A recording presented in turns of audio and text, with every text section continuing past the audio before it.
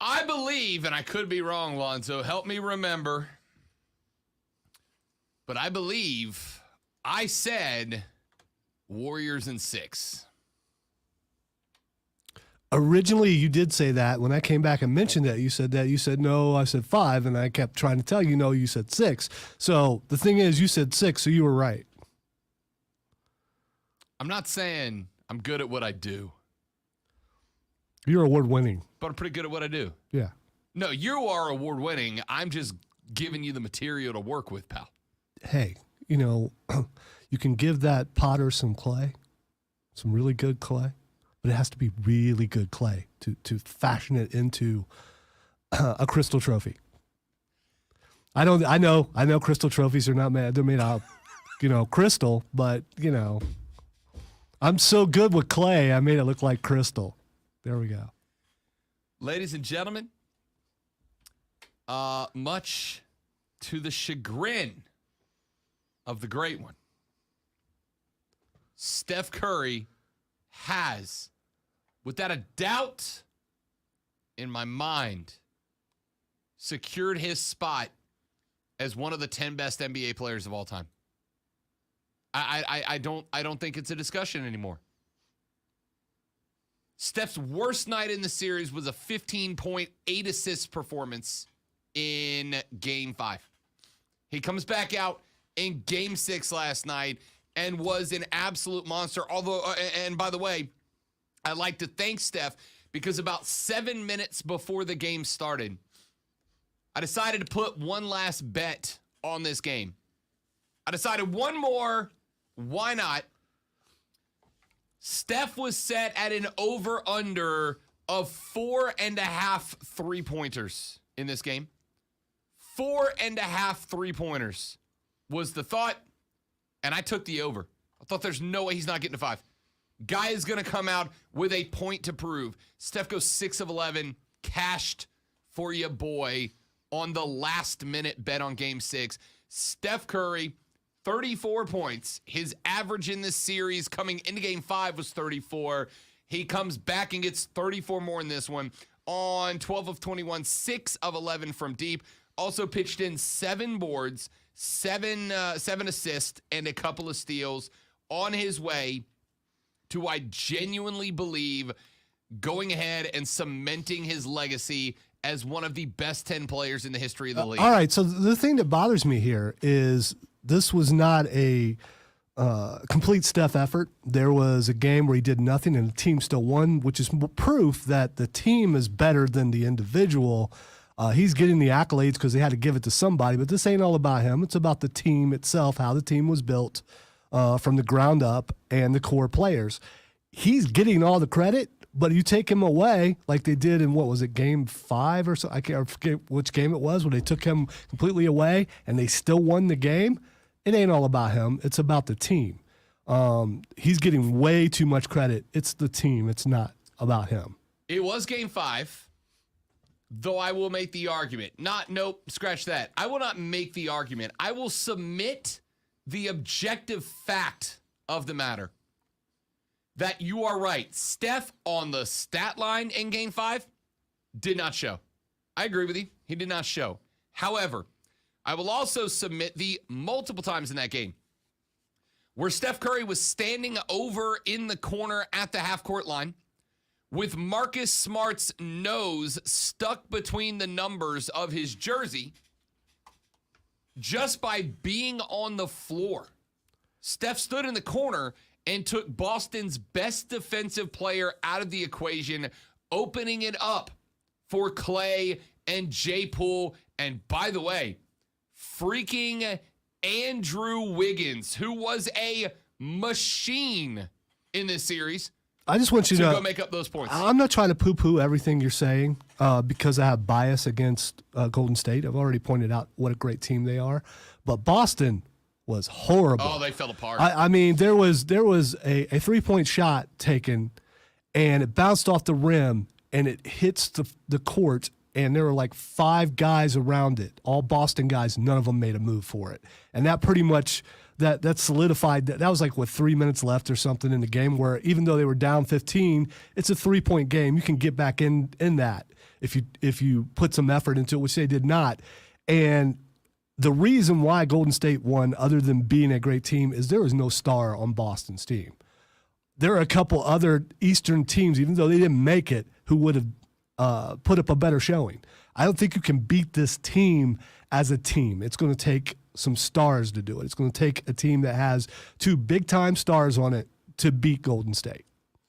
Who's the big star on Boston? There isn't one. No, I would disagree. I would say that that Tatum is a big star on Boston. Is he? Boston's team. Where was he? But there was a second half to that sentence.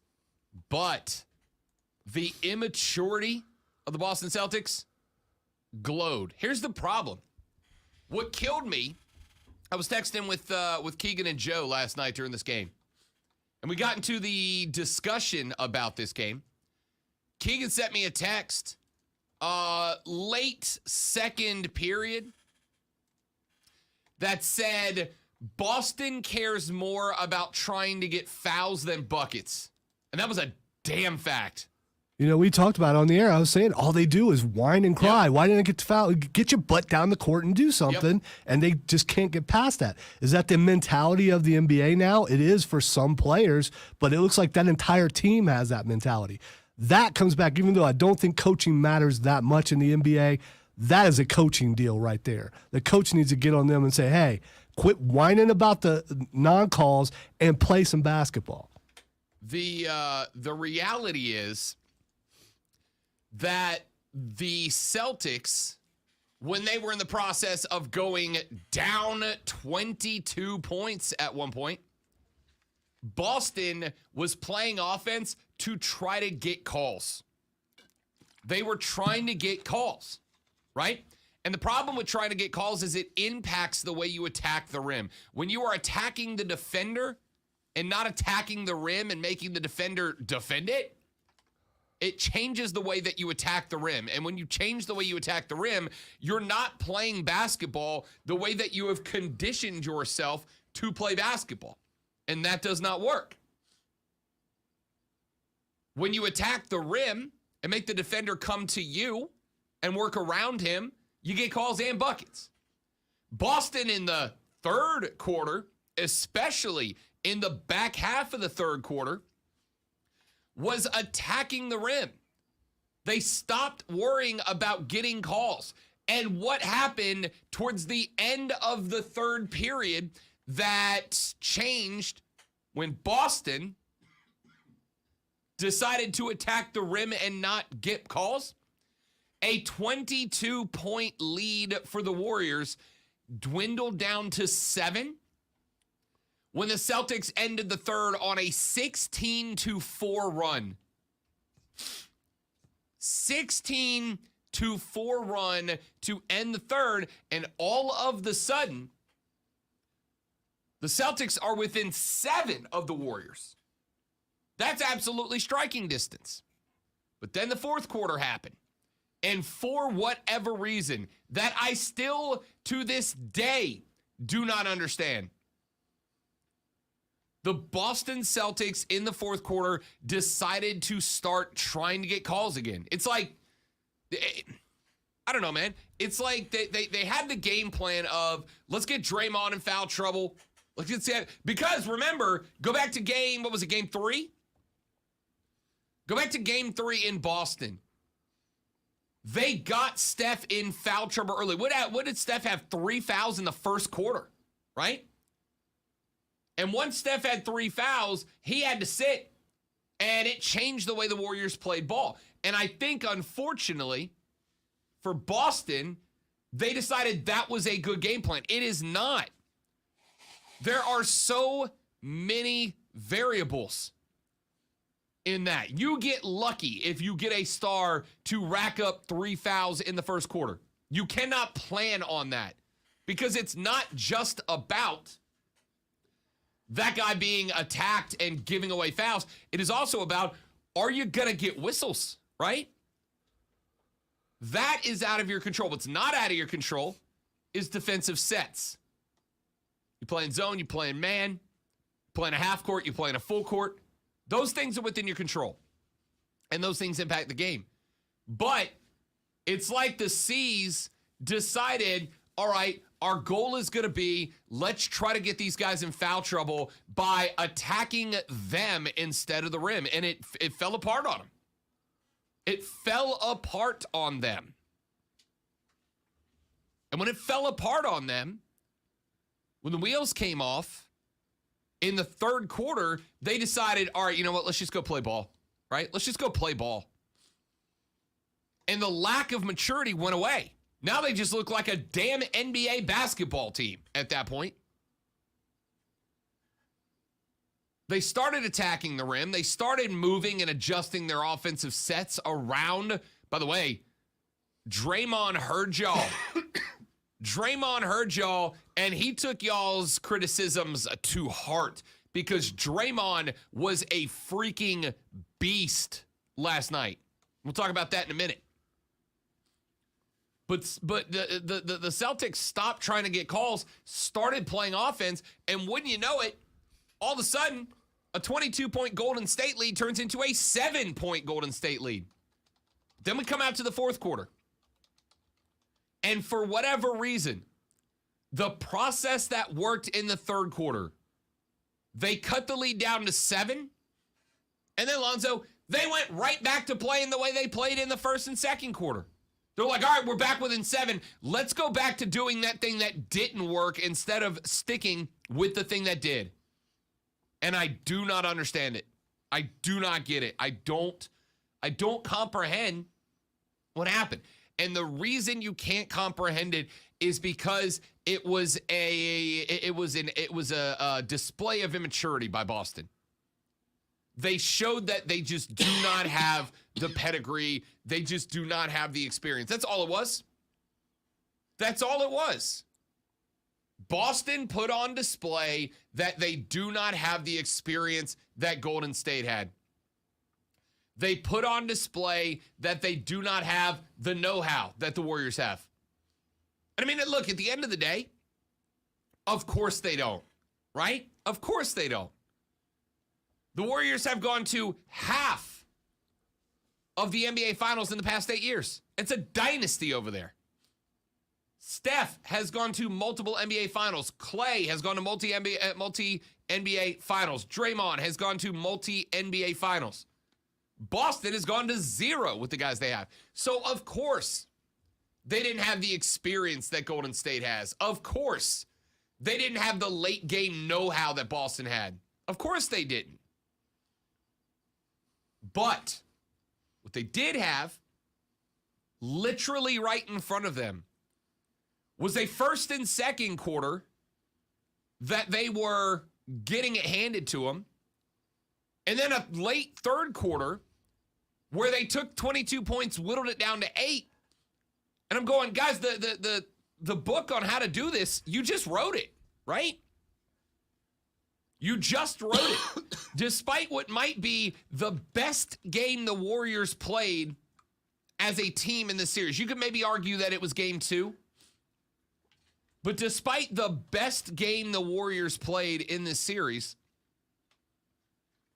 you were down 22, you ran it down to 7. And then the fourth quarter starts, and you guys went right the hell back to what you were already doing. You went right back to it. Why? Why was that your decision? I do not understand it. Can we stop something that's going on right now, the comparison of LeBron and Steph and throwing up the 4 rings? Because it doesn't mean anything. This is something made up by ESPN and other. Oh, look, they both. You know how there are a ton of other people who also on that team, just on that team alone, who also have 4 rings, like Clay and Draymond Green. And you know what? 4 rings is nothing compared to a bunch of other people you've never heard of before, and then some you have. Magic's got 5. Ron Harper has 5. But why is Steph being compared with LeBron right now and not Clay and not Draymond Green? They both have 4. Why not Andre Iguodala? He's got 4. I mean, this is just, it's made up stuff. Shaq had 4. I mean, come on. Quit comparing the two guys together just to come up with some, oh, this is a cool story. No, it's not. 2 responses to that. The first is because Steph's really good, right? because Steph's really good. If Klay doesn't have Steph, he's not winning 4. If Steph doesn't have Klay, he's still got a chance. If Draymond doesn't have Steph, he's not winning 4. If Steph doesn't have Draymond, he's still got a chance. In fact, Steve Kerr, at the end of that game last night, when they were interviewing him, straight up said, the head coach of the franchise, straight up said, none of this is possible without Steph. And he's right. And he's right. That's absolutely a fact. My man put up 34 a game in this series, including the clinch. You're right. And the thing is, even though I'm not happy with LeBron, Steph does not belong in the conversation with LeBron James. He does not. No, I agree with that. He does not. He's not the same kind of player. LeBron has went to several different teams and won because he's LeBron. Steph can't do that. I mean, I would disagree with that. All Steph right. literally did it last All night. right, let's do that thing that they always do. Put Steph on the Cleveland team that won the championship. Do they win the championship? No, they do not. I mean, you can go and do that. Put him on the LA team that won recently. They're not going to win the championship. I don't know about that. I don't know. I think that LA team still could have won a title if Anthony Davis is if he develops better as a player without LeBron. But I think the argument here is no. I don't think anybody considers Steph Curry as all around good as basketball. But you're wrong. You're wrong. The comparisons are being made now on certain shows, on certain stations, that they are the same. They're equal now. LeBron needs to step it up because now they're equal because they have the same amount of rings. They are not equal. I think the conversation that's being held, and for the record, it also bugs me. The conversation is Steph and LeBron's legacy on the league. Is Steph's legacy in the league, right? Steph is going to, this is not a question, this is a statement. Steph is going to go down as the greatest three-point shooter in the history of the NBA. So that's far. Not a question, that's a statement. No, so far. I agree with you. I know you like the so far title. I agree, but you got to do so far because if you don't, then that means history's over, and I can't believe that. I get it. We've had that conversation. We've got maybe the best promo of all time running about that conversation. And you're right. There may be down the line a guy that shows up and is a better three-point shooter than Steph. But so far, in the history of the league to date, Steph Curry is the best three-point shooter in the history of the National Basketball Association. That is not an argument. That is a statement of fact. And so, because Steph is the best at a thing, and because Steph's got 4 rings, and because Steph has been the cornerstone of a dynasty at Golden State, finally, he has proven he didn't need a KD to do it. He's got it on his own, right? But he did that before KD got there. KD is just a front runner, wanted to get a ring, jumped on, got his ring, and then jumped off. Sure, and a lot of people attributed that title to KD. And Steph proved last night he didn't need it. Well, maybe at that time, maybe they did need him to win it because maybe they don't if he's not there. I don't know. And there's no way to know. Here's what I do know. I will go back to the beginning of what you brought up, your initial sentiment that started this conversation. It did bother me last night when that game ends and I flipped to whatever BS talking head show I flipped to, and they were having a debate because can you have a talk show without debate? They were having a hot topic debate about does LeBron need to jump so he can get one more ring and cement his legacy above Steph Curry? And I'm like, what? Why are we having this thought? Why are we not talking about what Steph Curry just did? Now, if you want to talk about Steph's legacy within the league, I'm down for that talk because he is the guy holding the crown right now. Steph's legacy in the league is greatest three-point shooter in NBA history to date. Steph's legacy is he got 4. Steph's legacy is he has been the cornerstone of what I now think qualifies to be called a dynasty. We will talk about the late teens, early 2020s Warriors for decades to come. He is absolutely in that discussion. I don't know why we needed to make it about LeBron last night. Like every channel's got a LeBron discussion going, and I do not need to. You know what it makes it sound like? It makes it sound like that Steph Curry talk can't carry the story. That you have to just like in the PGA, you got to put Tiger Woods in there somewhere, right? They have to put LeBron in there because he's supposedly the best player. LeBron's the face of the league still. Right. That's he not a is. discussion. That's he a is. statement. So they think they got to put him in there to make the story more interesting. Well, and what that does, that goes against Steph Curry's greatness and what he was able to do. And that's what I was going to agree with, right? Here's the thing. As a PR guy, I understand what you've got to do when you've got to face, right? Golf is the perfect example. Tiger Woods. Tiger Woods is the face of golf and probably will be for a very long time. He's the face of golf. Tiger Woods is, as of right now, not relevant in golf, right? He came back, he won a major. It was an incredible comeback story, and he has been largely irrelevant from golf since then. However, you do have to understand that Tiger brought people to golf. There are people that do not care about golf except for Tiger. LeBron James is the face of the NBA to this day. That's not a discussion, that's a statement.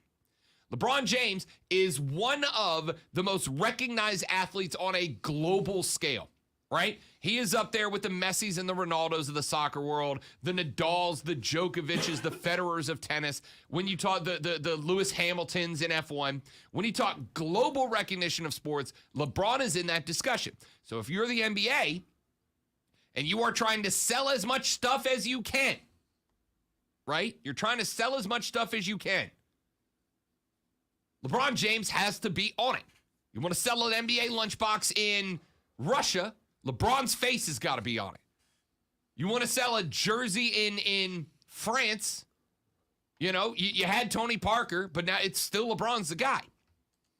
So if you're the NBA, you want to keep LeBron in the conversation. What aggravates me is you couldn't have one night to let Steph breathe. Steph was still holding the trophy, and we were talking about LeBron. That bugged me because you have one of the best 10 NBA players in history who just won ring number 4. Title number 4. And the first thing you had to do was, how does this impact LeBron? I don't care. Steph's a top 10 player. It was straight up, flat out, without question, disrespectful. Straight up disrespectful to Steph. By the way, how we feel about the new trophy? I kind of like the old one better. I did. I kind of like the old trophy better. I didn't stick around for the trophy ceremony. I also took my old ass to bed. That is a fact. All right, let's take a break. This discussion can keep going.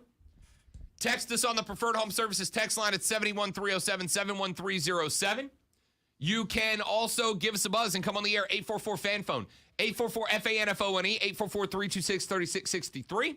I want your thoughts. A, is Steph a top 10 NBA player of all time? The answer to me is hell yeah, he is, no doubt. B, if you're talking about LeBron, is that not disrespectful to Steph? I think the answer is a glaring yes. All right, coming up later on. South Carolina picked up a couple of wins over Clemson, in my opinion. And Clemson picked up a win of their own on the diamond yesterday, and it's not just their new head coach. I'm going to tell you about that. NHL Stanley Cup Game 2 preview coming up later. I'll have that for you, who I expect to get the dub. Hint, Tampa. I'll tell you why. And more. I'm Rob Lonzo, and this is The Rob Brown Show on the Fan Upstate.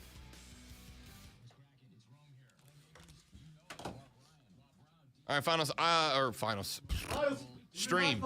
Got to make a quick call. We will return very briefly. Do not go anywhere, please, and thank you.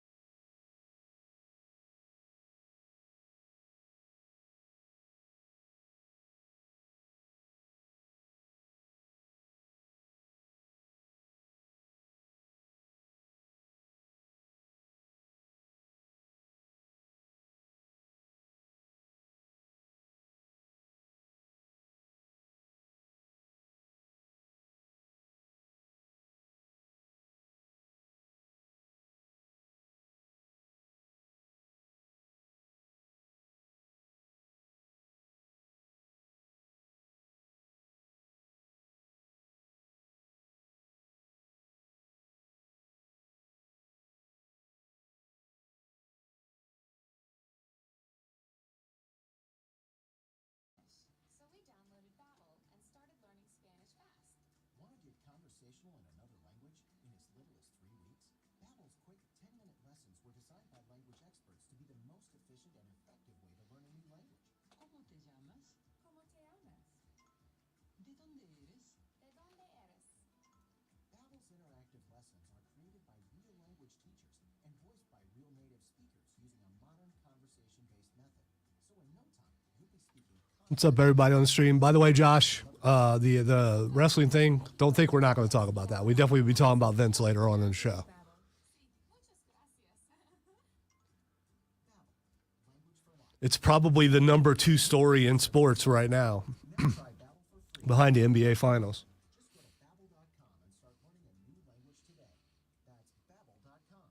B-A-B-B-E-L. And for those of you who listen to me on Saturday, there's a good shot that it's the T2 and Pappy show tomorrow. You don't want to miss that. Commission investment products, right? No.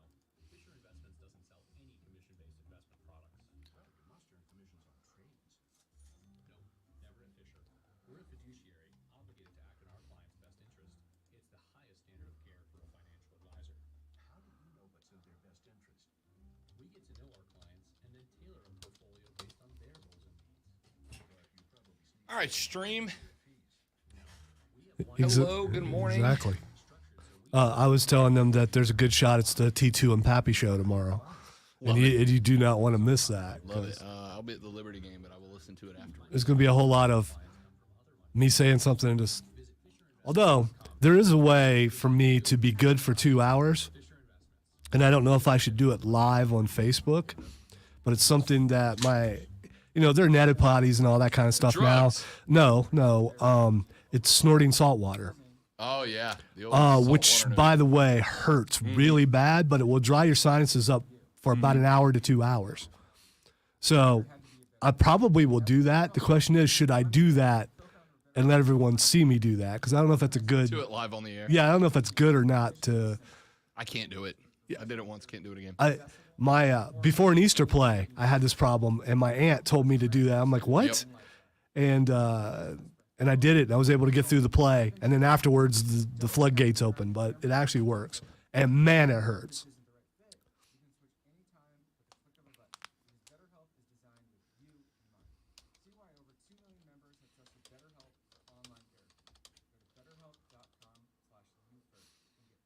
And they were asking about Vince McMahon, and I was saying that we'll get to that because it's like the number 2 sports story. Yeah.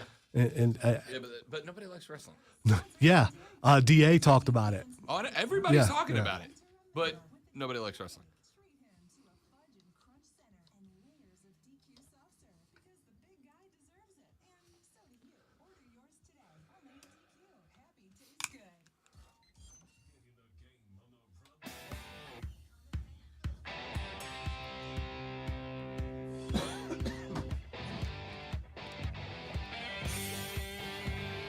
We are going to get later into the show, into the Vince McMahon thing, because there has been a little bit of news developing on that today, which Lonzo told me, and I'm like, oh, good. Oh, wait, never mind. We'll talk about that. By the way, I got a call on Facebook Messenger during the break. There's a cat named Andy. You guys may or may not know. I've tweeted out some links to him before, but I do radio hits on different stations across the world now. I do radio hits on different stations across the world. People will call, I'm on a station in Mobile 5, 6, 7 times a year. Whenever there's a Clemson or South Carolina story that develops, they'll call me and ask me to come on and talk about it. I've got a station in New Orleans, small little station in New Orleans I've done some hits on before when, like, the Saints are playing the Panthers, stuff like that. I've got a radio station in Northern Ireland that I have done some hits for. So wait a minute. So you're saying that you can be heard live in Northern Ireland? Yeah, I'm global now. There is no one on this station who can say. Yeah. I mean, you may do hits here and there, other hosts maybe, Sure. but not in Northern Ireland. Only Rob Brown can do that. Yeah, I'm global now, baby.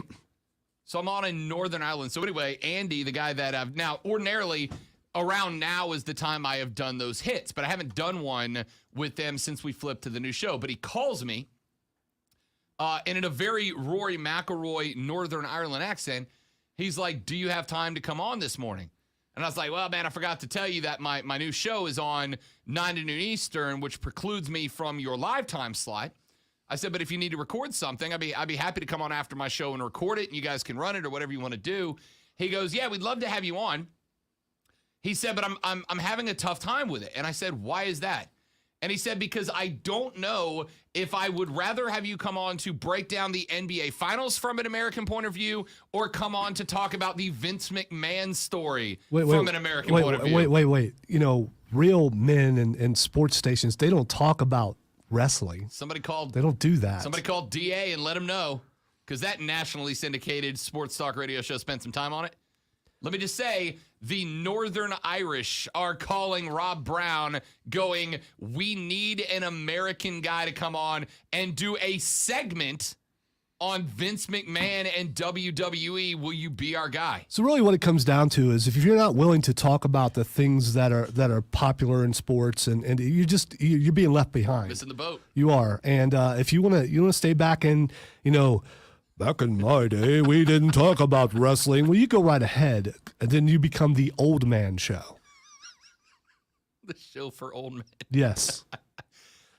Should we throw in grumpy old men? The show for grumpy old men. That was a 2-point banger. A, Rob Brown is the American voice of sports in Northern Ireland. Yeah. And B, wrestling. Texture says, Steph is top 10 for sure.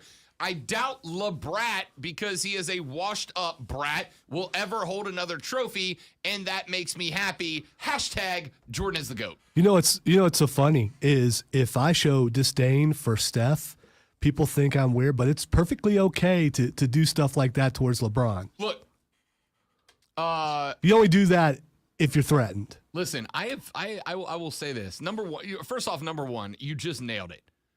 The reason that a lot of people hate LeBron is because LeBron either A, threatens, or B, definitely takes the title of greatest basketball player so far away from Michael Jordan. All right? That just is what it is. Then B, there are people who hate on LeBron, the basketball player, because of LeBron, the person. And I will tell you, I have said it's on the hard show, to put those things aside. It really is. I get it, right? I do find it ironic that in a lot of other situations, it's, you got to separate the art from the artist, right? But I get it. LeBron is a polarizing dude off the basketball court. And if the opinions of a basketball player matter to you for whatever reason, more than the opinions of anybody else, then yeah, I can see how LeBron being polarizing would make you dislike LeBron, the basketball player. I'm not even saying you're wrong. In fact, I have said on this show that while I am a big stan of LeBron James, the basketball player, there are things LeBron James has said and done off the floor that I'm like, oh, Bron, no. Delete your account, bro. Right? That's just a fact. That being said, LeBron's really good at basketball. And LeBron is still producing at a top-tier level. As, who was it? Somebody in the Facebook chat, Seb, checked in, said they need LeBron to get another super buddy group together to be relevant as a contender again. I'm going to tell you right now, the Lakers' failure this year was not on LeBron James. It was on the front office. It was on Russell Westbrook. It's on Anthony Davis. It is not on Bron. Bron went out there and still put up numbers every night. He just had zero support. He had Russell Westbrook. He had an AD who cannot stay healthy, and it's not entirely Anthony Davis's fault. But AD's unreliable as a second star. That is the. All right, I've been trying to hold this, but it's because for some people it may not be breaking news, but I really think it's relevant to what we're going to be talking about later. WWE has just put out some notices. Mr. McMahon will appear on SmackDown tonight at 8 p.m. Oh, God. Are they serious? This was just on Facebook from the WWE account. Are they? What are you doing? Then again, Vince is still in control of creative. So listen. Vince McMahon does not get told no, All right? He should. He should a lot. A lot more times should Vince have been told no. A lot more times.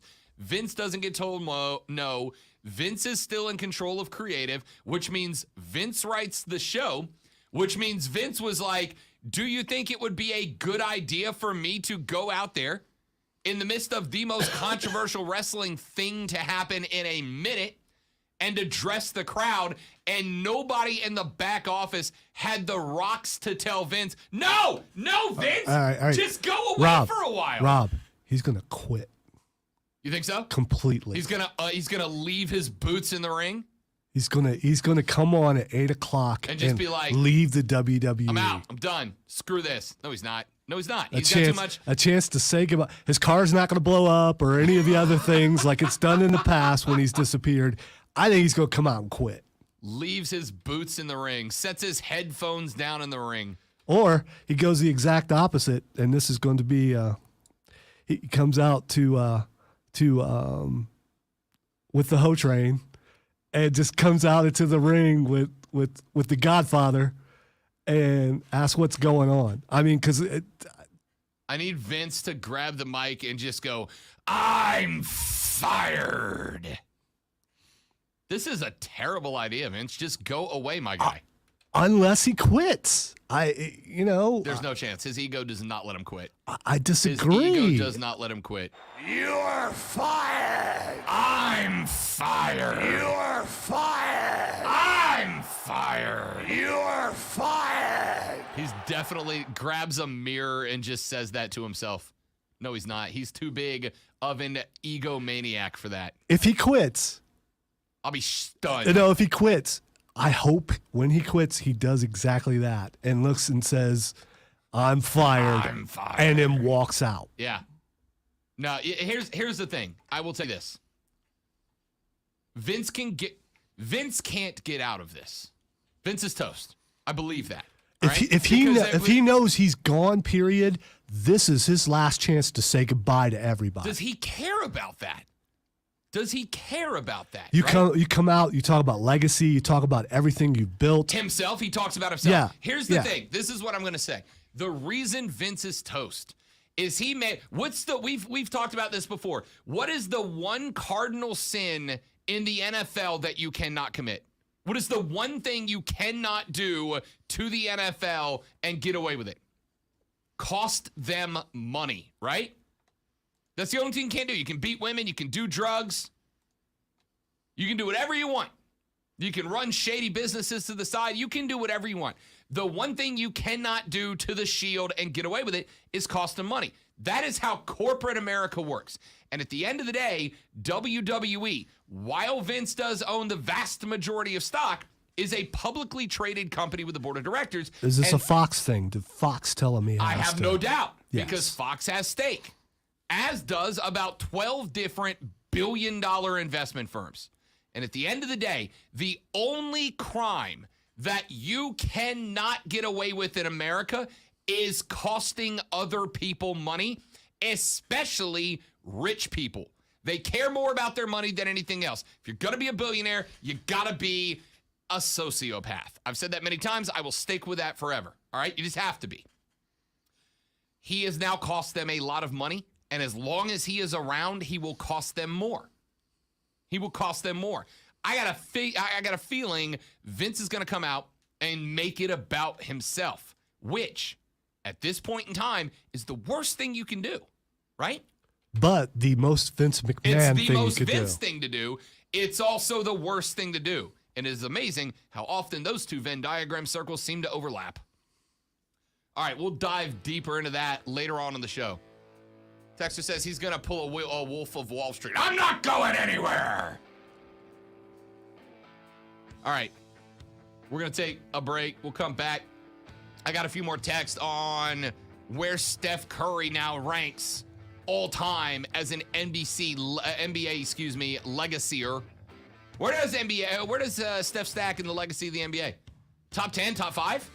Where's he stack? We'll talk more about that. I'll read these texts when we come back. You can text us on the Preferred Home Services text line at 71307. We are back after this on the Rob Brown Show in the Fan Upstate.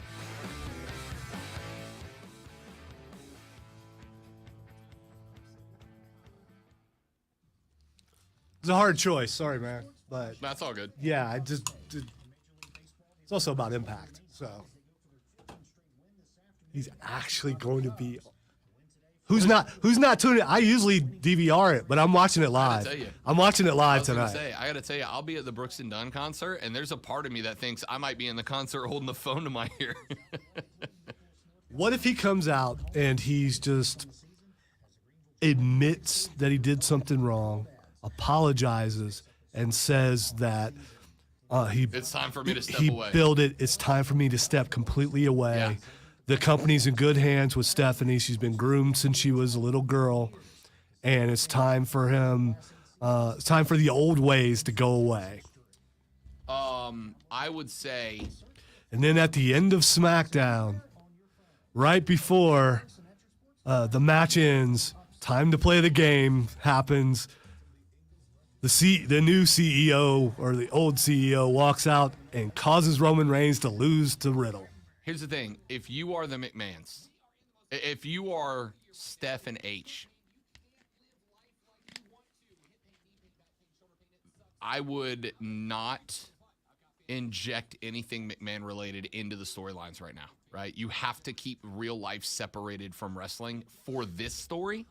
There are other points in time where I 100% think real life needs to be injected into it. That's why I love AEW. It injects real life into the wrestling, and I love that.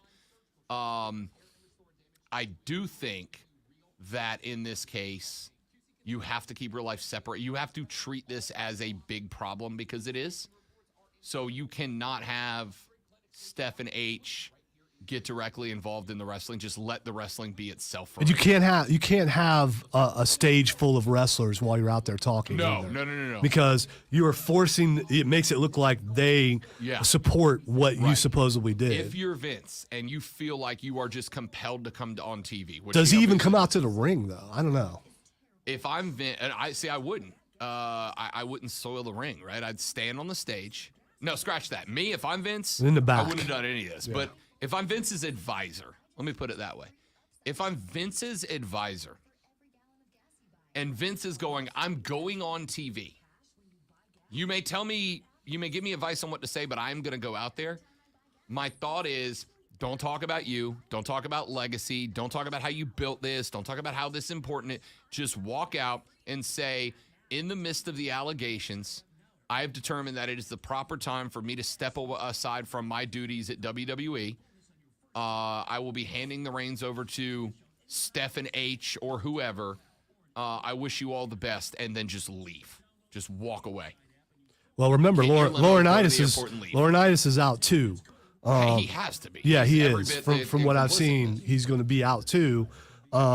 So, does Paul Heyman take a bigger role, and do you want him to? There were a couple of dirt sheets that were reporting that Heyman is going to not take over creative, but become a bigger part of creative.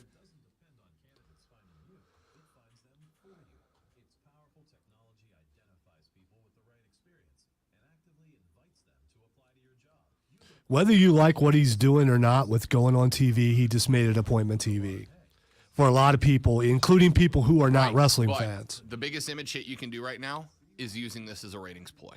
And this comes across, let me say, if this ends up coming across as a ratings ploy, like this is a good bump, not only does it look bad on them, but it looks bad on the network for allowing it to happen, and the network's not going to go for that. I think he says goodbye. I really do. I think that's the only move that makes sense. Him coming out. Yeah. Unless he's doing a prepared apology statement. Right. You know, like players do. But I don't think he's going to do that. I think he's going to come out and say goodbye.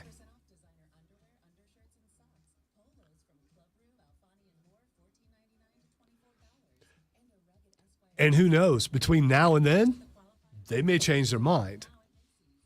They may be forced to change their mind. Oh, they're sitting in a boardroom wherever SmackDown is tonight talking about it.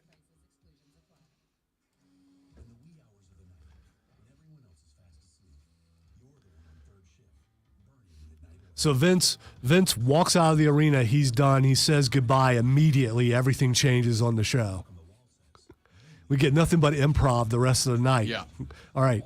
This is how this match is going to end. You're not doing this. My bet in this case is this is the point where they call Heyman and go, run tonight's show. Make tonight's show good. Like, make it good. Make it to where Vince is going to do his thing. Is he opening the show? 8 o'clock. Yeah. Make it to where Vince comes out, opens the show, but then the show is so good that by 8:30, everybody's forgotten because they're so wrapped up in the wrestling. And this is another thing where, depending on what Vince says, this is going to look bad on AEW because tonight is taped, so they can't immediately respond. Yeah. Which would have been a great opportunity, tonight's depending on. taped? Yeah, remember they always tape. They almost. No, Yeah. SmackDown? No, I'm not talking about SmackDown. I said I meant Tony Khan. Oh, gotcha. I said AEW. Gotcha. Here's the thing: AEW doesn't touch this. Oh, if they're smart, they They don't. don't touch this. Yeah, but there's been some Don't- other things that this they is- shouldn't touch. Listen, I'm all down for dancing on graves when it's warranted. It's Do 1 not hour dance on of this Max grave. Caster. Do not dance on this grave. Yeah, that's what it's going to However, be. Max may be must-see TV. All right, the Rob Brown Show rolls on. This is the Fan Upstate. I want your thoughts. Where does Steph Curry rank all time in the association after ring number 4? And by the way, some of the greatest petty trolling of all time between him and a random ass bar in Boston, which I loved. I'll tell you about that coming up later. Texter says Curry is top 10 for sure. Who doesn't want him as a teammate? Yeah, no, that's a fact. Besides Lonzo. Besides Zoe, who doesn't want him? You absolutely want the guy. You want to talk about, and I talked about this No, earlier. I'll take Draymond. I'll take Clay. I don't want Steph. No, give me Steph all day. And here's why. We saw it. Why is game 4? Or sorry, game 5. Why is game 5 of these finals, right? The why is Steph Curry does not need to even do anything, and he is still a massive, massive key to the game. I tweeted about it during game 5. At one point, Steph Curry was standing at half court in the corner of the sideline and the half court line, standing there, not making any effort towards the rim, like hands on hips, relaxed, I'm waiting on my wife to come out of the store pose, right? Marcus Smart is standing there in front of him, nose in the middle of the numbers, not letting that dude go anywhere. And I don't remember who it was, but somebody said something to the term of, somebody said something to the effect of, well, you know, I'd like to see Steph fighting off the ball for positioning. It's like, why? Boston's best defender is just standing in the corner now. And while you have just lost the best three-point shooter in the NBA, you have Draymond, you have Clay, and you have Andrew Wiggins, who are monsters, right? So if you are Golden State in that situation, you have sacrificed the best three-point shooter in NBA history. However, you have also, chess being played, removed the best defender in the finals in Marcus Smart. You have taken him out of the equation. Smart's over there with his nose in Steph's armpit, not guarding Andrew Wiggins, not guarding Klay Thompson. Now, those guys are free to work on Brown and Tatum and whoever else the C's had out at that point. It's kind of like, you know who he, in that regard, you know who he reminds me of? You know who got a lot of crap in the NFL for never breaking out? Reggie Bush, right? Reggie Bush drafted by the Saints. And when Reggie got drafted in the first round in New Orleans as a Heisman Trophy winner, asterisk. When he got drafted as a Heisman Trophy winner. Yeah, they should probably give it back to him now. They did. I think, well, not the Heisman, but USC put his name back up. And everything. Okay, yeah. When Reggie Bush got drafted as a Heisman Trophy winner, everybody expected that Reggie Bush was going to be a perennial Pro Bowler, right? Reggie was just going to be a star. And Reggie Bush, as numbers go, looked like a good but not great running back. A la Christian McCaffrey, but the numbers weren't quite there. And I used to get in fights with people on different radio shows as a Saints fan Because I was going, if you're not watching the games, you don't understand the impact that Reggie Bush has, right? Reggie comes out of the backfield on a wheel route. And they don't throw the ball to Reggie 8 out of 10 times. And everybody's like, he can't get separation. Correct. But you know what he does do? Is when Reggie Bush ran a wheel route, a linebacker had to go with him laterally, taking him out of zone coverage. And the defensive back on that side had to stay up. Because the risk of Reggie Bush catching the ball in the flats and turning you into a piece of burnt toast was greater than the risk of letting Marcus Colston run a deep route and beating the over-the-top deep safety for a long ball touchdown. You would rather let Colston, at 6 foot whatever he was, go 1v1 versus the over-the-top safety with a young in his prime Drew Brees throwing the ball than you would risking Reggie Bush getting the ball in the flats and doing what he did to so many teams when they did send him out with a linebacker in single coverage, right? He was such a distraction as a football player that you had to send 2 to cover him, and what's that mean? You got 1 less to cover everybody else. Steph Curry was that in game number 5. And in game number 5, when he removed Marcus Smart from the equation, people were going, how are all these other guys able to step up and replace the 19 points that Steph didn't score? Because Steph was standing over there taking the best defender in the game out of the rotation. That's how good he is. If they'd have put anybody but Marcus Smart on him, Steph Curry cooks again. That's why he's one of the 10 best NBA players of all time, in my opinion. He's floating around that 9-10 mark. Because he's so damn good that he can stand in the corner with his hands on his hips and he still impacts the game. How many other guys are like that in this league? 3, 4, maybe? Let's take a break. We're back after this. We can have more of this discussion. The Rob Brown Show rolls on. Hour number 2 next. This is the Fan Upstate.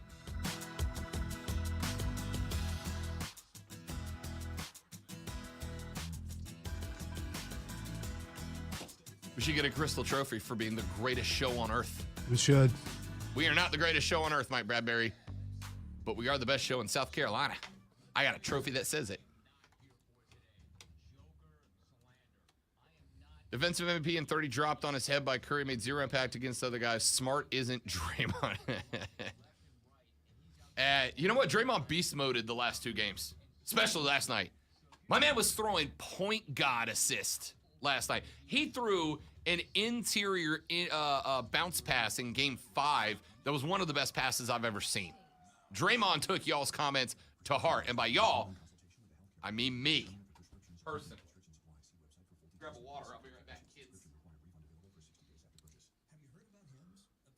Yeah, I just don't understand people who are motivated by criticism. I mean, what kind of people are those people? My buddy gets his ED meds through them. Said their online process is much simpler than going to a doctor's office. Oh, yeah, their entire process is only a few steps, and they only ship ED meds from certified pharmacies in the U.S. that are 100% FDA approved. All you got to do is go to 4hims.com/radio. You just answer a few questions, select your treatment preferences, and fill out some health information. Then a healthcare provider reviews the info and determines which medication, if any, is right for you. If it's prescribed, it ships free right to your door. I think I'm going to check these Hims guys out. And get this, the ED medication I was prescribed is 90% cheaper than Viagra. It has the same active ingredients. I can finally satisfy my partner. For a free online consultation, go to forhims.com/radio. That's forhims.com/radio. Whether it's a bad kick, snagging back pain, or a hip that has you hopping, nothing matters more than putting you back to Math is hard. South Carolina's most preferred orthopedic provider and official team doctors for the Gamecocks and Tigers. Prisma Health provides all the care you need. With more expertise, more technology, and more locations closer to you. We're doing even more to help you be your healthiest you. Prisma Health, the orthopedic experts. Want to quickly become Dad's favorite? Get him what he really wants for Father's Day. The Upstate Golf Cart. 18 holes at 10 of the best courses in the Upstate. The Preserve at Verde, Willow Creek, Legacy Pines, Club at Brookstone, The Rock, Carolina Springs, just to name a few. And best of all, now through Father's Day, the Upstate Golf Cart is on sale for just $75. Yep, $75 for the best golf in the Upstate. Get your dad one today at upstategolfcart.com. That's upstategolfcart.com.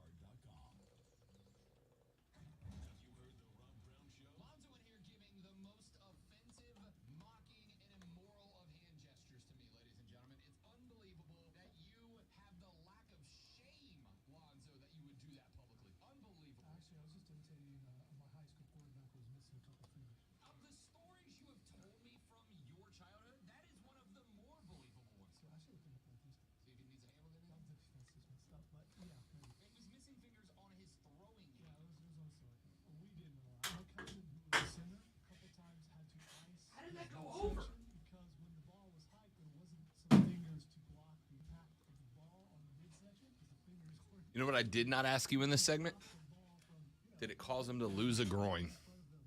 And I missed the opportunity. I missed the joke.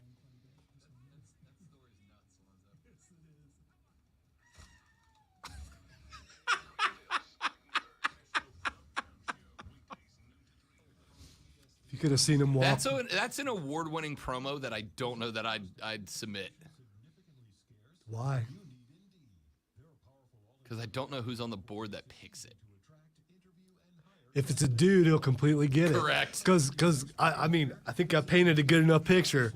If you're like this and you're underneath there, I think I'd be learning how to take the snap with my left hand. yeah, I don't and then think people flip the think ball. about how much of a shield the quarterback's hands Yeah. really are.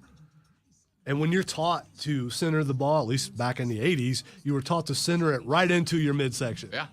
It might have changed since then. I don't know. But I also forgot to mention my cousin didn't like wearing a cup, which might have helped him a little if he would have wore a cup.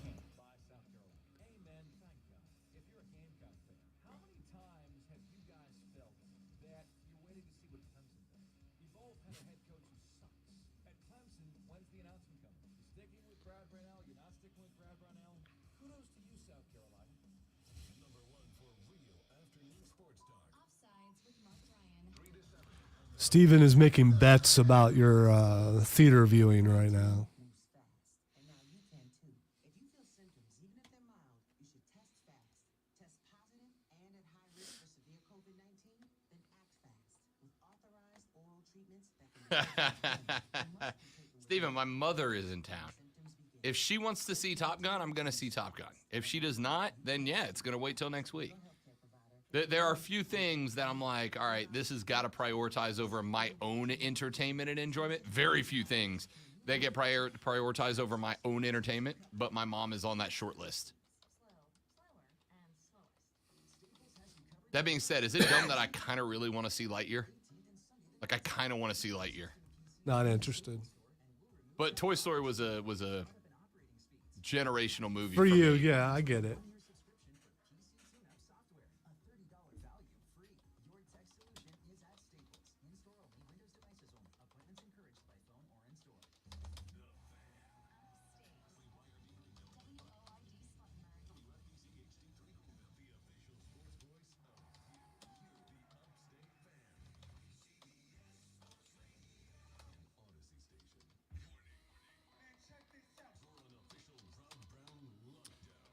He asked me the other day, and I don't think so. You think it's time to freshen up the intro?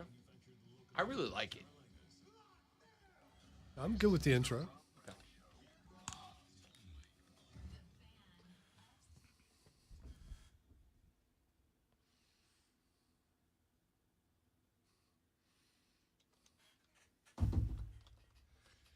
Away we go, hour number 2, ladies and gentlemen. This is the Rob Brown Show. This is the Fan Upstate. How do you do?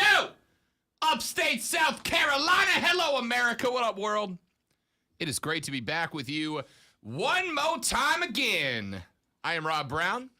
Sitting directly across from me is the great one, the alpha and the omega of the Fan Upstate. He is the conductor of the Symphony of Sound that is the Rob Brown Show, the content cash cow, Colonel Grudge, hashtag dad kicks, the Wizard of Wave, the Professor of Perfection. Lonzo is in the pilot's chair today.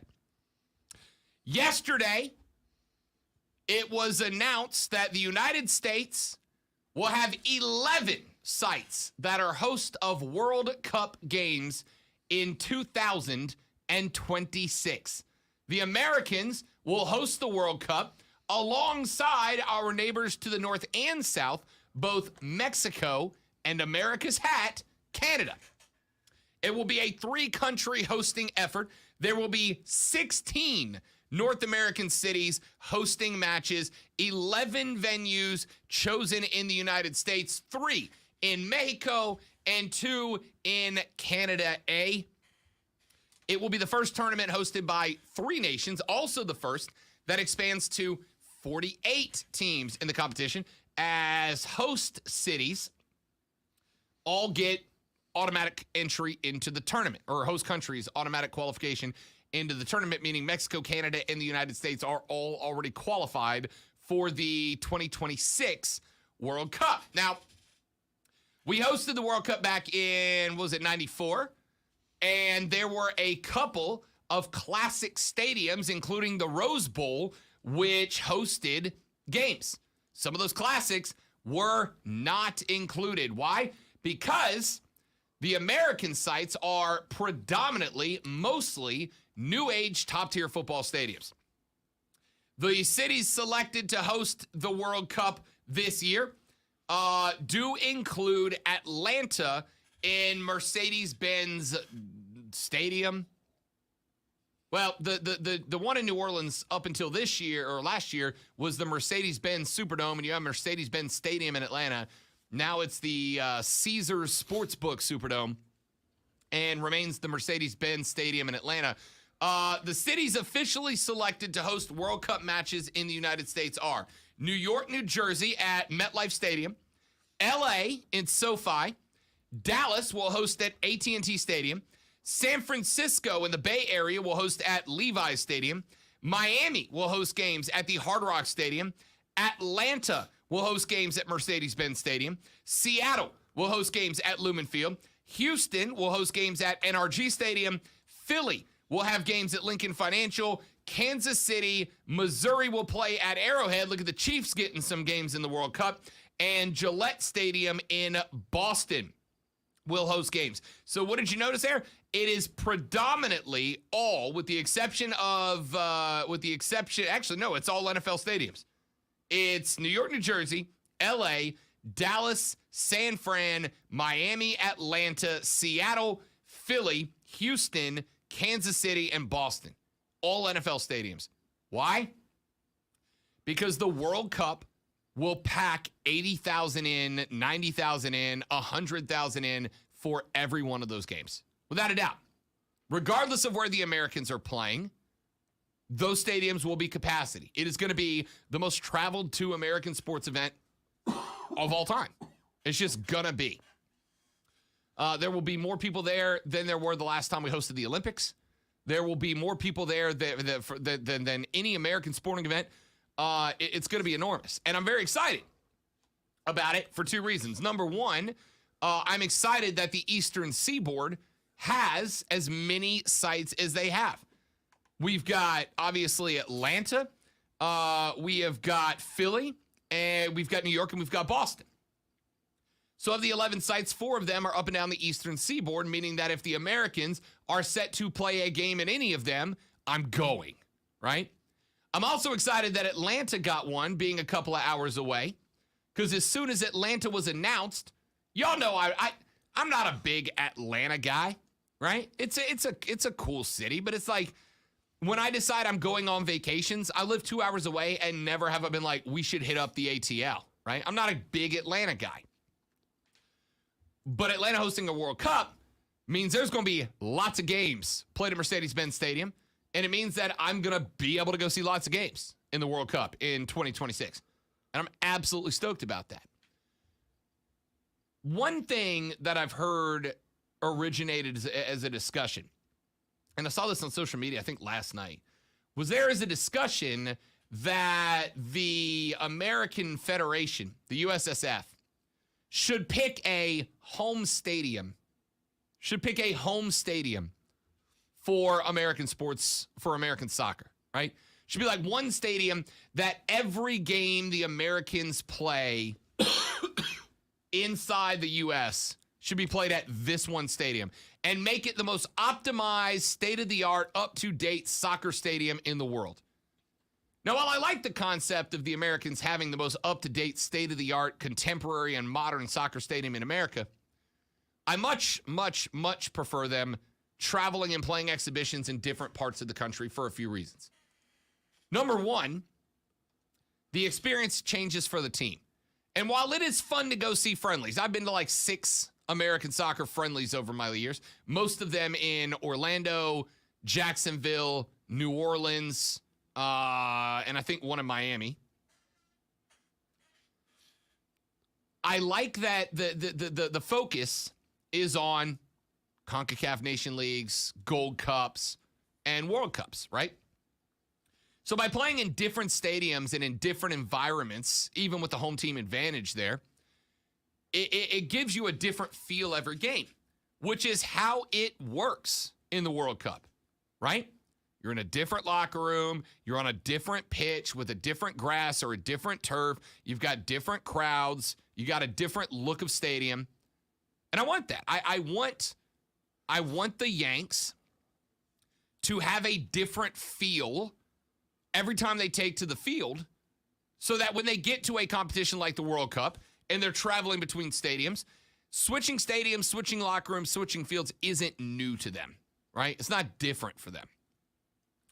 The second reason that I'm glad that they travel around for exhibitions, aside from it is good prep for a World Cup, is the fact that there is a novelty in getting an opportunity to play to see the U.S. play, right? There's a novelty to it.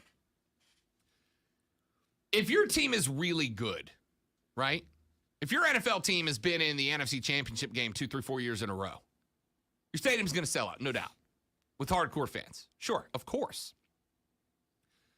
But we have also seen in the NFL that if your team sucks for a couple of years, it doesn't, right?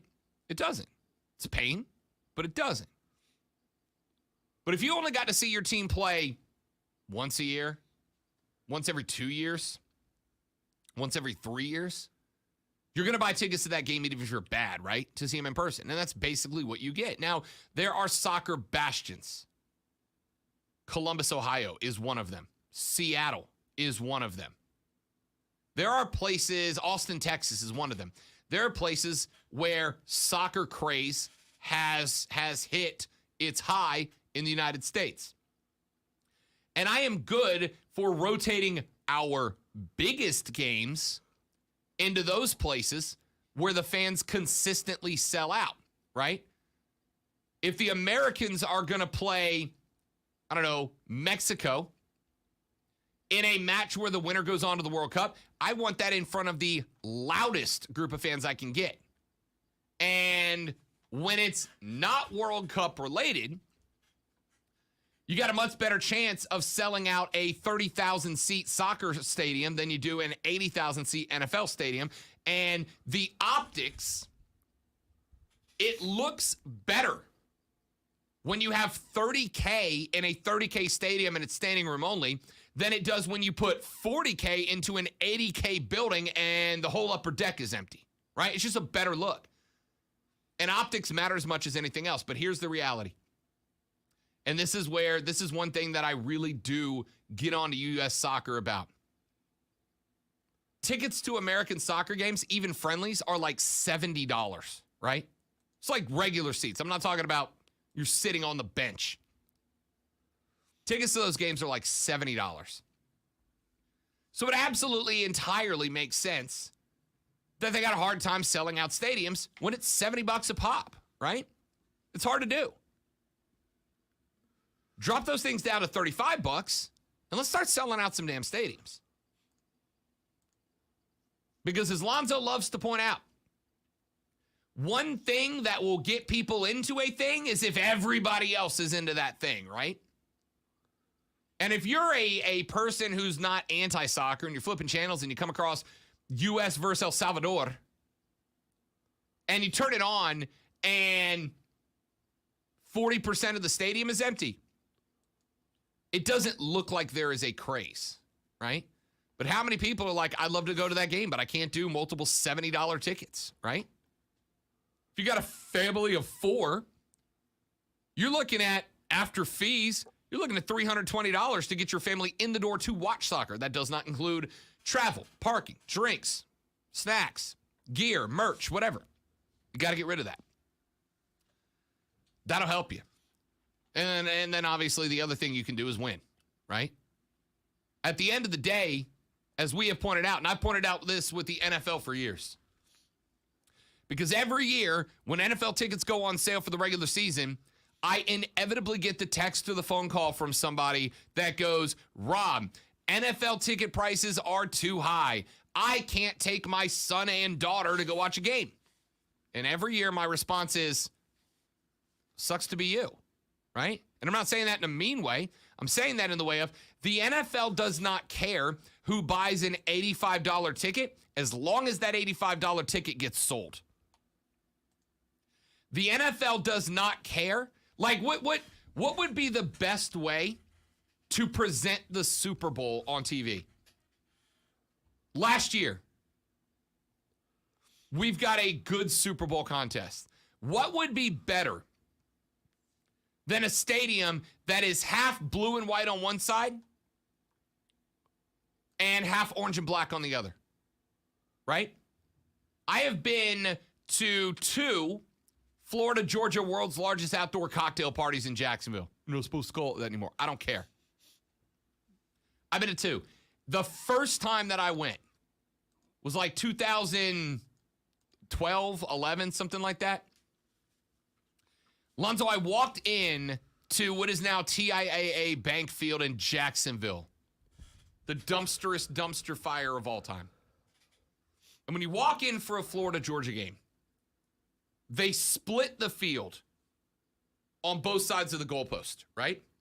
And so when you walk in, literally one half of the stadium is awash in blue and the other half awash in red. And it's amazing because these two sides of the stadium are getting after it. It is 50-50 split down the pipe.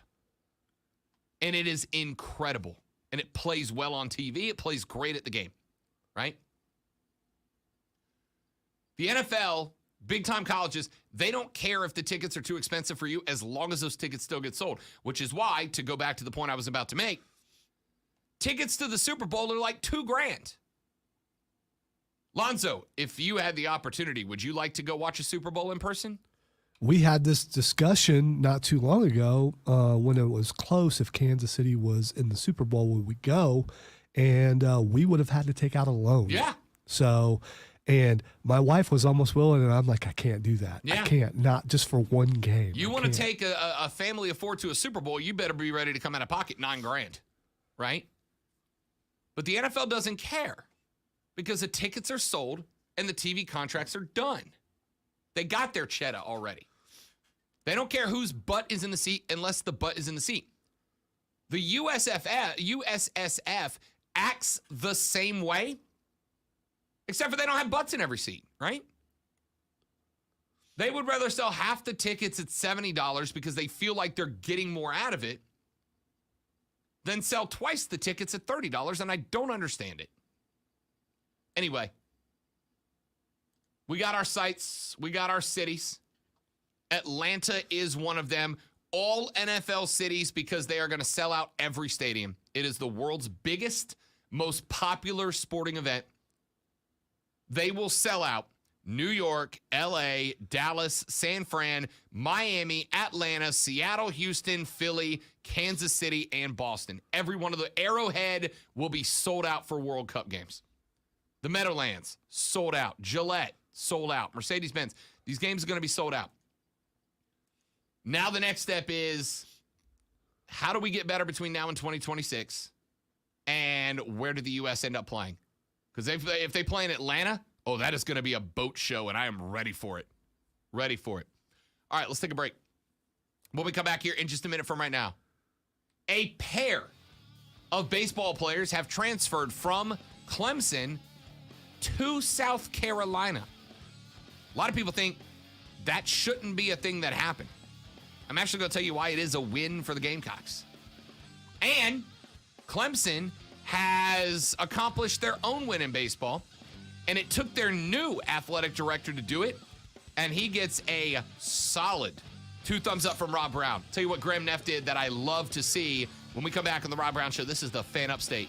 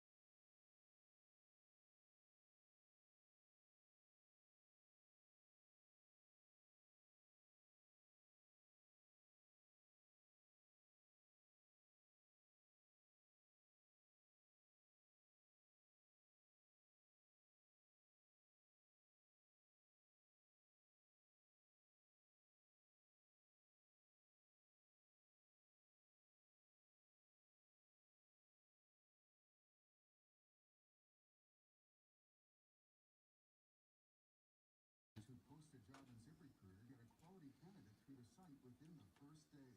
ZipRecruiter, the smartest way to hire. And right now, you can try ZipRecruiter for free. That's right, free. Just go to this exclusive web address, ZipRecruiter.com/free. That's ZipRecruiter.com/free. ZipRecruiter.com/free. Did you know there's a Space Jam? I gotta show you this. I brought us back, by the way. Okay, I gotta show you this shirt I just found that I'm absolutely buying, and Courtney hates it, but she just doesn't get it. Nice. It's Eddie Van Halen. I was gonna say, that's Van Halen. Look at this Sure. shirt, Twitter or Facebook. Tell me I shouldn't buy that shirt immediately. Eddie Van Halen's guitar pattern as a shirt. That's awesome. You can't wear it on stage though, because not at all. because the expectations if you wear it on Yeah. stage. We're going to the Dominican, and I'm just buying all tropical shirts to be that guy while we're on vacation, and that's on the list. 2 college baseball stories out of South Carolina and Clemson that I want to get into real quick as the College World Series goes first pitch later on this afternoon. I'm going to give you my national championship projections coming up very shortly. I will start with this one. Not one, but 2 former Clemson baseball players have now defected and transferred to South Carolina over the last 9 days. Earlier this week, Tigers junior catcher Jonathan French announced his commitment to join the Gamecocks on his Twitter page. Last week, former Clemson outfielder Dylan Brewer revealed his plans to transfer to the Gamecocks as well. French took a visit to SC back on June 8th. It gives them a replacement for former catcher Colin Burgess, who decided to enter the transfer portal just a few days before that. Burgess had been a mainstay in the Gamecocks lineup the last 2 seasons, 53 starts. French, on the other hand, started 64 for the Tigers the last 2 seasons and has better offensive numbers, right? Now, I have seen, obviously, 2 different schools of thoughts on this. One, which is, why would you take Clemson castoffs? And 2, welcome to the program, young man, right? I fall in Camp B. Yeah, in the days of the transfer portal, which we're in now, all that loyalty stuff, which I think was good, it's out the window now. It's like someone going from the Brewers to the Padres. Are you Here's the really thing. that upset? I mean, Here's the thing. and if you think, well, they're just going to do bad because you can't go to your rival, that's kind of weak. Loyalty is not given, it is earned. I have always felt that way. You want me to be loyal? Give me reasons to be. Give an example from my own life. The radio station that I worked for down in Destin was a little mom and pop operation, right? It was locally family owned. It was not well run. I'll be 100% honest with you. I was very frequently given paychecks and then told, don't cash this for a couple of weeks, right? Hang on to this till we give you the thumbs up, to the point that there were times where I had sitting on my desk 2 or 3 paychecks stacked up because they were waiting on money to come in. However, when my old man passed and when I was trying to finish school, there was a semester right after he passed where I had to take a 9 a.m. class in person. You college kids now, you get to do all your classes online. Back in my day, you had to go to a school and you had to walk there in the snowy hills of the Florida Panhandle. Say that don't work for you. Yeah, I know. I had to go to a 9 Got to a.m. walk class. across the dunes. Yeah, man. Had to walk uphill in the sand both ways. And it was hot sand. You had to go into a classroom, had to be in the classroom at 9 a.m. Well, the problem was at the time I was hosting their morning show, which went from 6A to 9P or 9A, right? Which meant that I had one option, which was do the show or take the class and finish school, not both. Well, one thing you learn in this business is when you get into one of the 2 crown jewel spots, which is what? Morning drive, 6 to 9A, or afternoon drive, 3 to 6 or 7P, you fight to the death to keep that spot, right? That's how it works. You earn that spot, and then you keep that spot for as long as you can. I did not want to give up the morning slot. I also did not want to not be able to take this class and finish my degree. And the radio station owner goes, all right, it's 3 days a week. No, 2 days a week. It was Tuesdays and Thursdays. He said, here's what we're going to do. Is there Wi-Fi at the school? I said, yeah. He said, we're going to get you set up to where you can broadcast from the school. So for an entire semester, on Tuesdays and Thursdays, Lonzo, I got to campus at 5:30 in the morning. I parked my car in the parking lot next to the school library, University of West Florida, go Argonauts. I parked my car in the parking lot next to the school library. I connected my equipment to the Wi-Fi on campus. This was before the rise of hotspots. And I quite literally did 3-hour broadcast from the front seat of my 2003 Honda Accord. And I did that for a semester. And they were like, yeah, man, we want you to finish school. So if you can broadcast from the school, we will let you broadcast from the school and then go to class. So I would broadcast from the front seat of my Accord connected to the university Wi-Fi. And then I would, when I was done, close the computer, put the stuff in the back seat, covered up, and walk into class. Just picturing you cramped into the Accord. Oh, it sucked. Yeah. It sucked. But if you want to do this job, you work. You figure it out, right? We've all broadcasted in some pretty crappy conditions because that's what you had to do. Point is, I was then loyal to a fault to that radio station. I rejected other job offers from other stations to stay loyal to that station. Now, they screwed me over years later, but at that point, loyal to a fault. There was another sports station in town, run by a network, run by like a big radio station, that asked me multiple times, will you come over? Will you come work for us? We'll buy out your contract. We'll bring you over. And I said no, because I was loyal because they bent over backwards to allow me to take the time I needed to when my dad passed and broadcast to finish my degree because that's all my dad ever wanted was get your damn degree. So it became my thing. I was on like an 8-year plan to do it, but I did it. Anyway, loyalty is earned, not given. There's a reason these kids wanted out of the program at Clemson. There's a reason they wanted to go. Maybe it was a failure of success. Maybe it was because they signed up to play for Monty Lee, and when Lee got gone, so did they. Who knows? I'm betting the latter. But loyalty is earned, not given. These kids see something at South Carolina that makes them want to be there. And that is why this is a win for the Gamecocks. And by the way, these kids that are transferring over, they are not nobodies, right? These aren't cast-offs. These aren't people that have given their best to somebody else and you get a broken version of them. These are 64-game starters over 2 years that are putting up better numbers than the guy you have to replace who left your program. These are good players. Better players than what South Carolina is replacing. So for South Carolina to say, no, guy who is better than our 2-year previous starter, we don't want you here because you wore purple one time. No. What you do is you parade them out for a victory lap.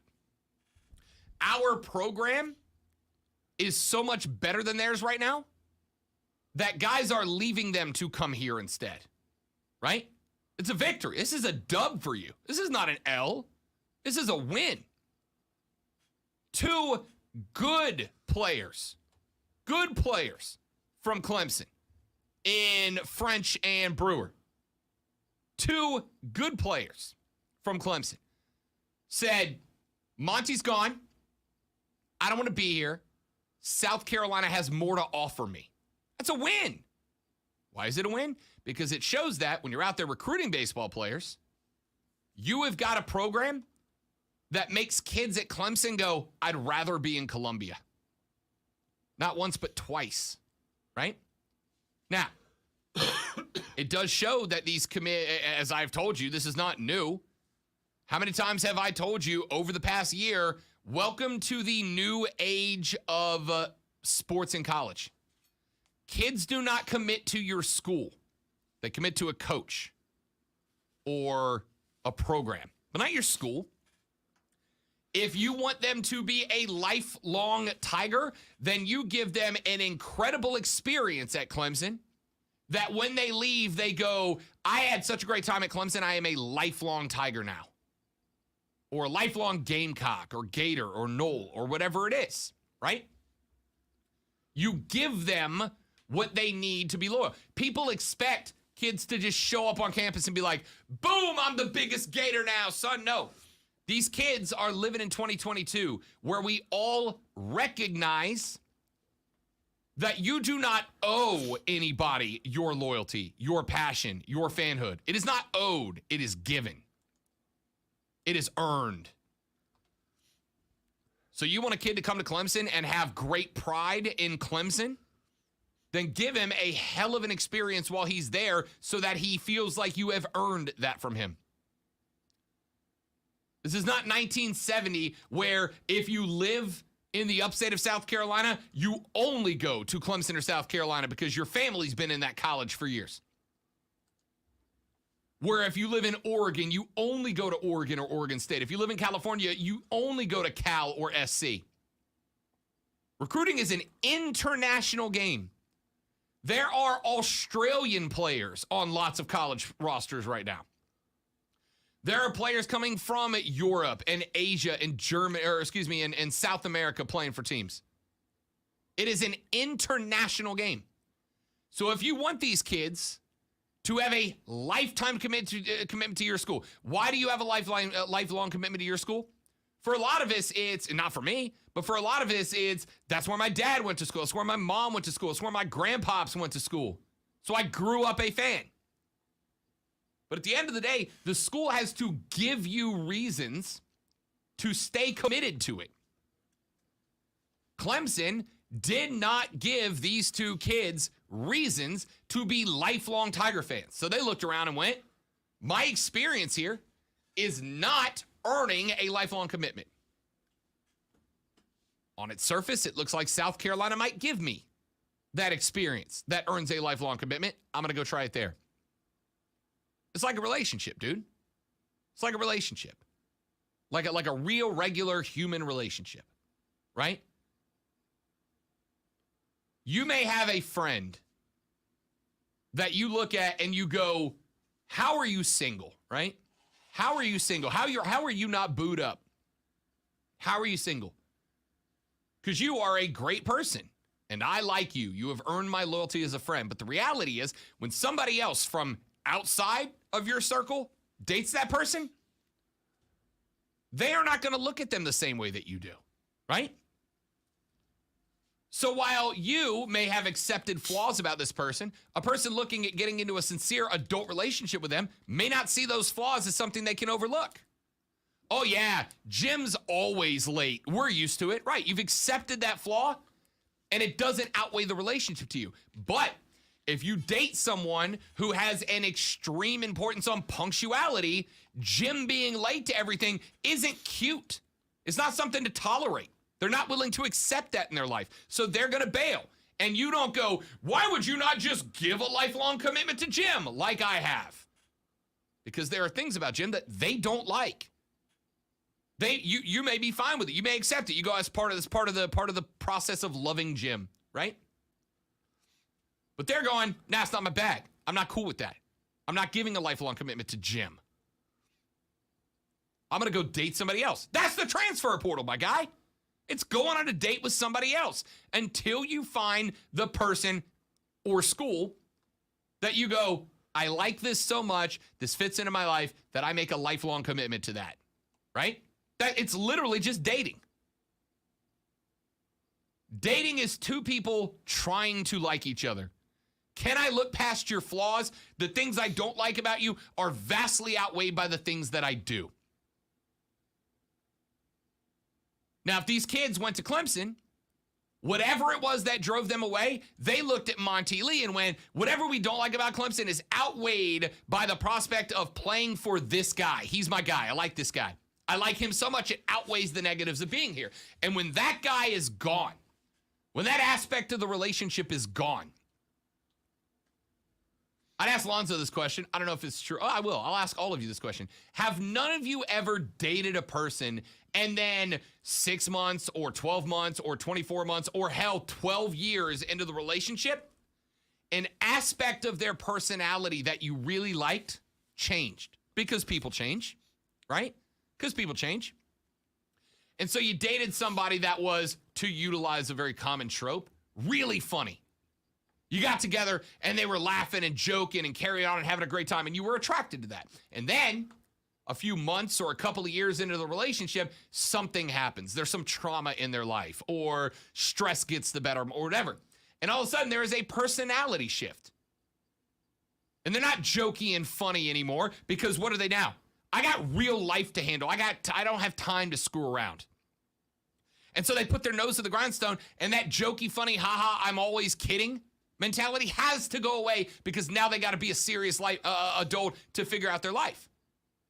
Well, you may have made a commitment to that person, but now the thing that made you like them, that outweighed the flaws, is gone. So all that's left is the flaws. That's what's happened here. These kids went, the thing that I liked about this school that outweighed the flaws is now gone.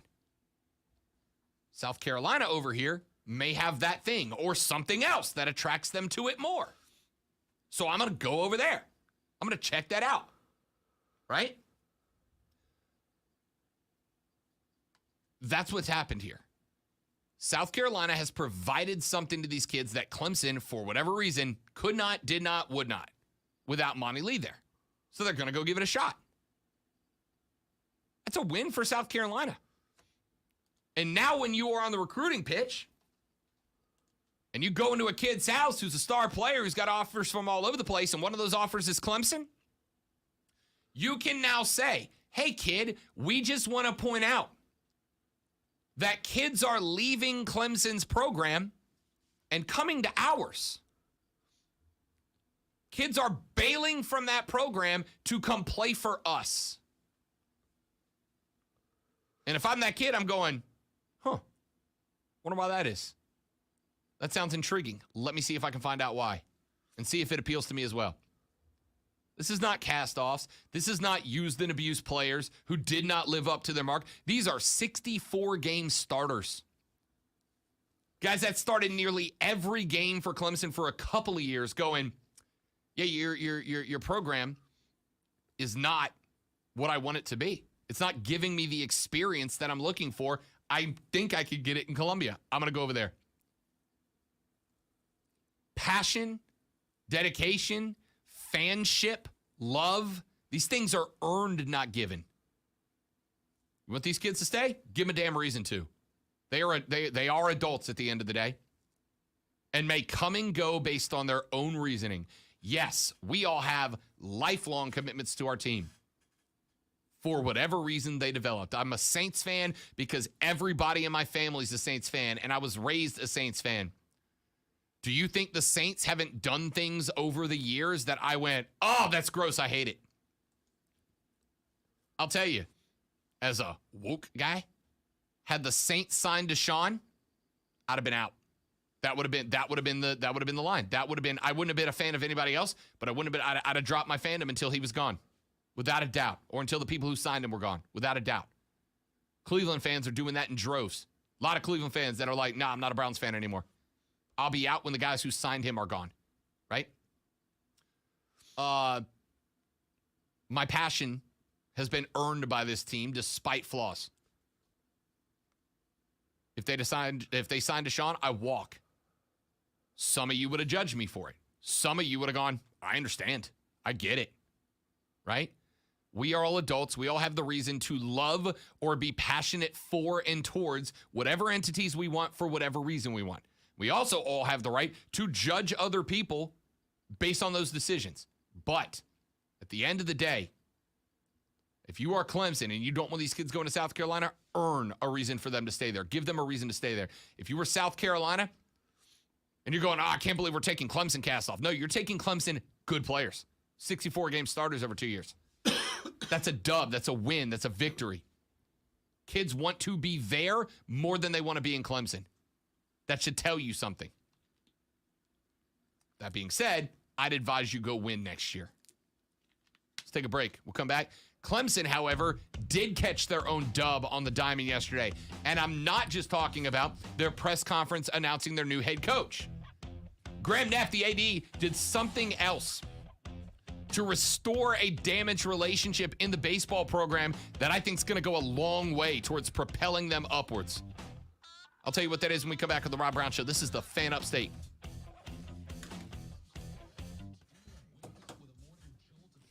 Get Mount Tissue over there. We're only halfway through. Is that all from during the show? Yes. Woo. All right, let's check up on the old stream here. What do we got? All right, let me go. Oh, all the way to the top. I've been neglecting you guys. I'm sorry. Tayshawn said Warriors went off last night. It was almost like the Celtics looked like they gave up. They couldn't score nor get offensive rebounds. Here's the thing, Tayshawn. The Celtics got within 7 in the third quarter, right? 16-4 run to end the third. They got within 7. The problem is they fought and they started playing basketball instead of playing to get calls. And when they did that, they caught up. And then it's like as soon as they caught up, they went right back to what they were doing that wasn't working. I'll never understand that. Trey said, what if the Warriors draft Bronny? You know, I'm interested in that down the road because that is a variable that when it comes to LeBron has been talked about. Bron has said one of his goals is to play with Bron Jr., right? It's to play with Bronny. You got to wonder if Bron would take like a vet minimum contract to go play somewhere. Like if a super team gets Bron, if a team that's already really good gets Bronny, will LeBron be willing to walk on and take a vet minimum contract in order to play with his son? The dude's a billionaire, right? Like money isn't necessarily a huge object to him, or at least it doesn't have to be. If the Warriors took Bronny, would Bron be willing to take a vet minimum contract to play there? I don't know. It's a good question. Torian, what's up, buddy? Welcome in. Great to have you, pal. Appreciate you coming by. Ben says Vince throwing in a great storyline to get even more eyes on the product. Here's the problem. You can't make this a storyline, right? Hurting people outside of wrestling is not something you turn into a wrestling storyline. Steph being kidnapped by The Undertaker is a wrestling storyline. It's goofy. It's a gimmick, right? You can even turn real life issues into storylines. Jeff Hardy, before he ditched WWE, remember Samoa Joe was bringing Jeff's addiction into the ring as a storyline, and it worked okay because the story was Jeff overcoming that addiction, which obviously now we know he did not. But at the time, we all thought that Jeff had overcome his addiction problems. You can tell a real life tough story that impacts people that face the same issue as long as it's a story of victory, not defeat, right? It's a different feel if Jeff loses a match and then starts chugging whiskey in the ring. Because now you're telling alcoholics, you can't overcome this. But Jeff overcoming his addiction is a great story. You can tell that story.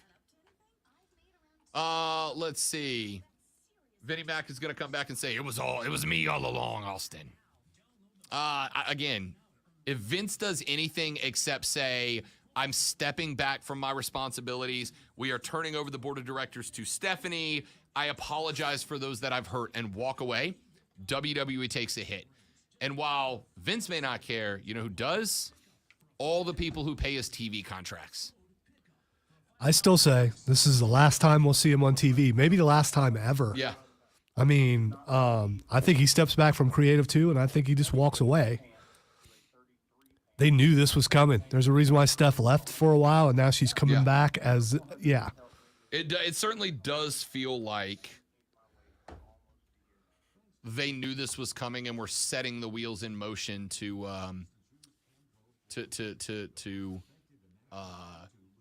prepare for it. Now, the question is, are the board of directors willing to keep Steph as the head of the company if Vince is removed permanently? Because there's the old, well, Vince is still running it. It's just that Steph is in there. I mean, do you distance yourself from the family? From the McMahons, yeah. I'm gonna say that's not the direction they're going in based on the fact that she is the interim CEO, unless Vince said to the board, I will step away as long as you put Steph in this position. If you don't put Steph there, I will not step down. I will make you force me out and turn this into a legal fight. It was the tissue pyramid, Steven, not the snake, because I'm scared of those. I'm in the process of building a new one. I brought in an extra box because I had a feeling that I was going to use the entire box.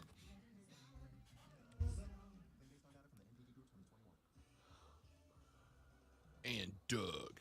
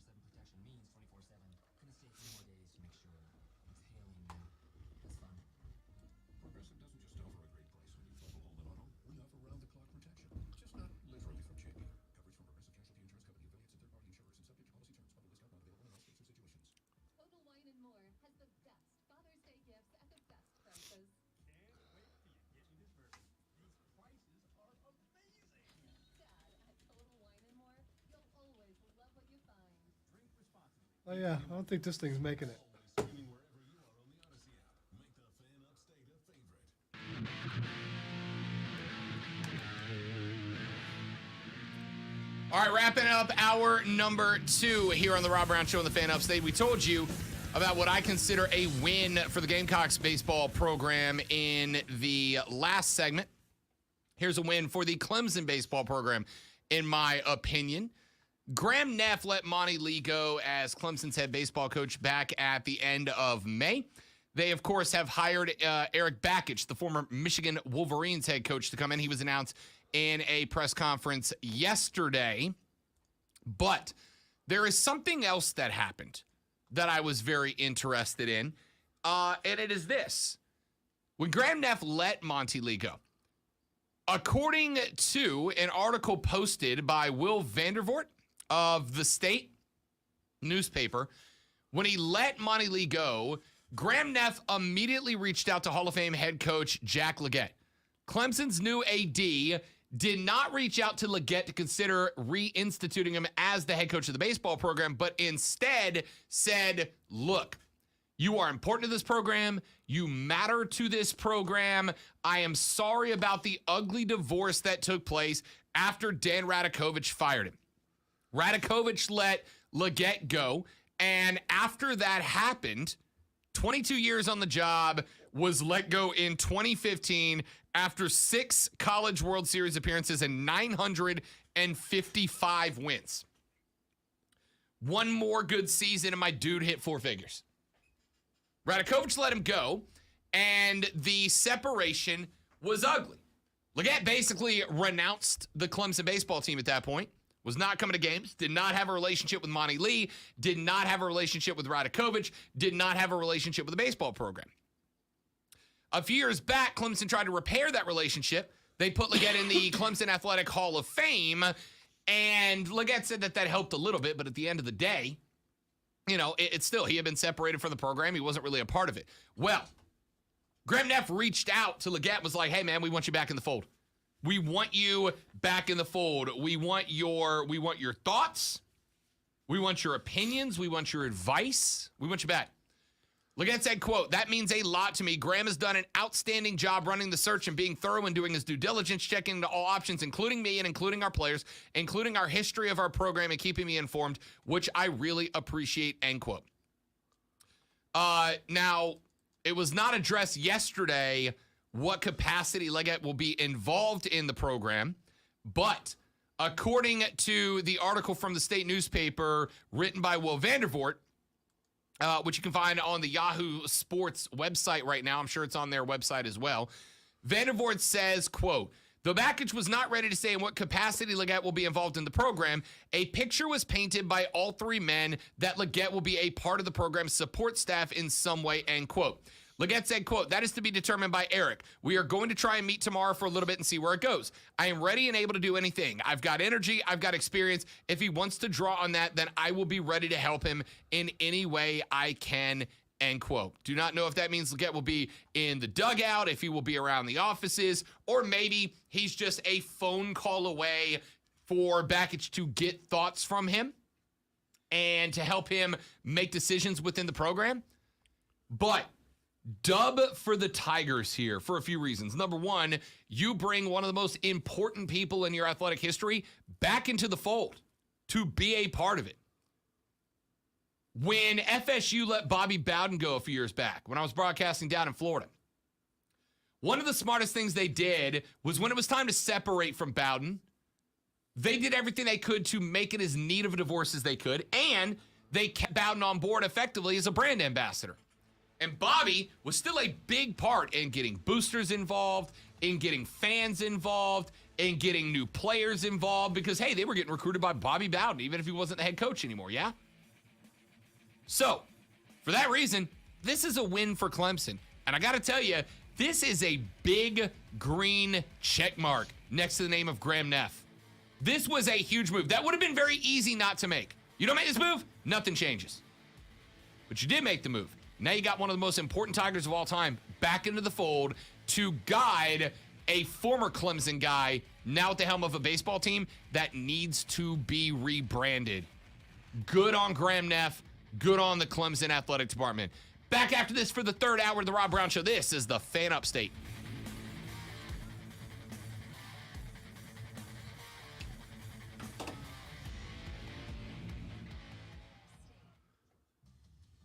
By the way, it's Leggett.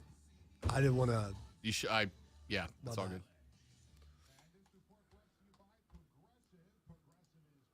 It was close enough, but And again, this is one of those I you weren't haven't been here. around No, I know, and I didn't want to be. Yeah. It's always a should I? There's gonna be Clemson guy that listens to that and goes, "Screw this guy. He didn't even know Yeah, our guys now." yes, but at the same time, I take pleasure in you mispronouncing, and I got to get Sarcastic thumbs up. Yeah, well,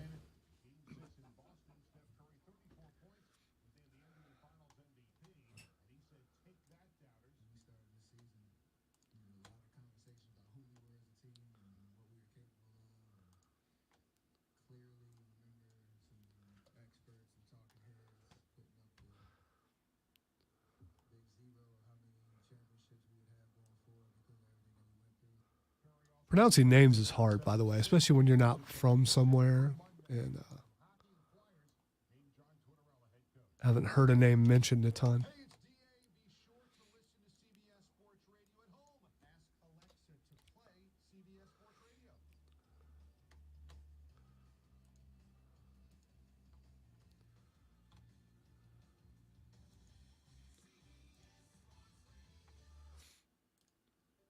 Finding great candidates to hire can be like, well, trying to find a needle in a haystack.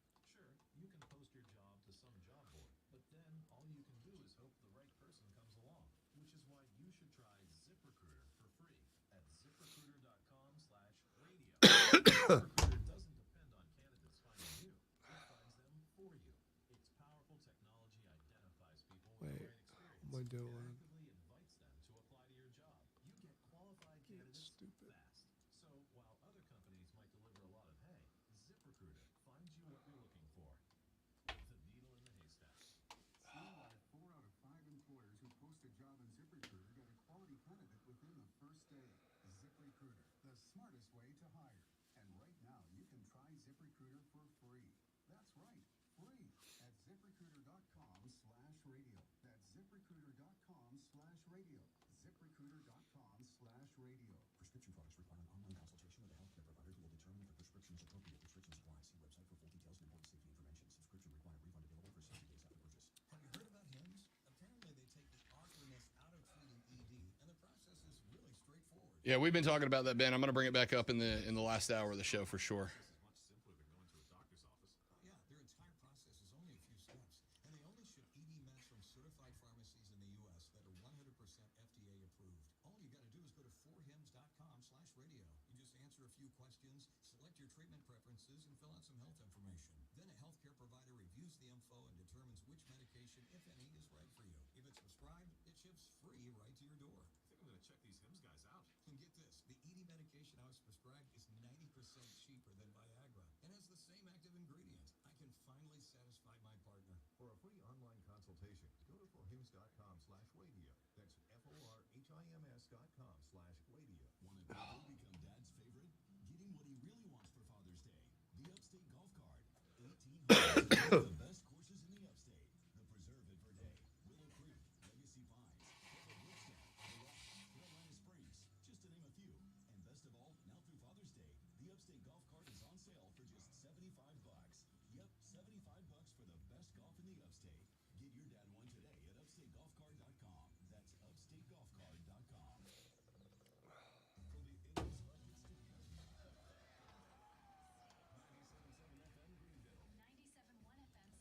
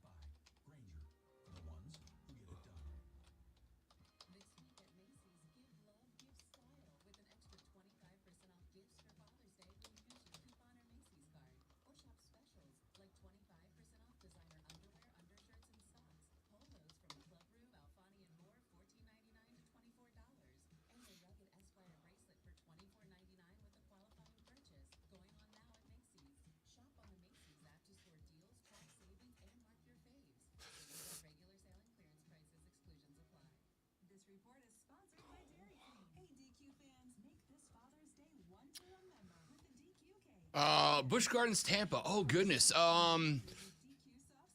2005, 6? I mean, it's been a while, but I loved Busch Gardens. Busch Gardens is great. It's the perfect combination of a zoo and an amusement park. And I know they've got at least a couple new roller coasters since the last time I went, Steven. Busch Gardens is great, man. It's great. You should have a very good time there.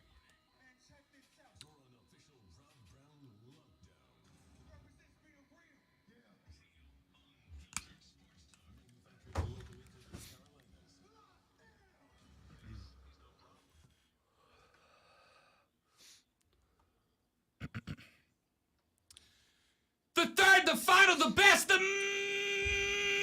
money hour of the Rob Brown Show goes now. This is the Fan Upstate. Welcome back, ladies, gentlemen, boys, girls, and the rest of you. It's good to have you here along for the 3-hour adventure that is the Rob Brown Show. I am Rob. He is the great one, Lonzo, and we are thrilled to have you along for the ride. 844-FAN, phone 844-FANFONE, 844-326-3663. Text us on the Preferred Home Services text line at 71307, 71307. Start your text with FAN, F-A-N, FAN, and we will read them on the air. Let's clean up a couple of texts, shall we?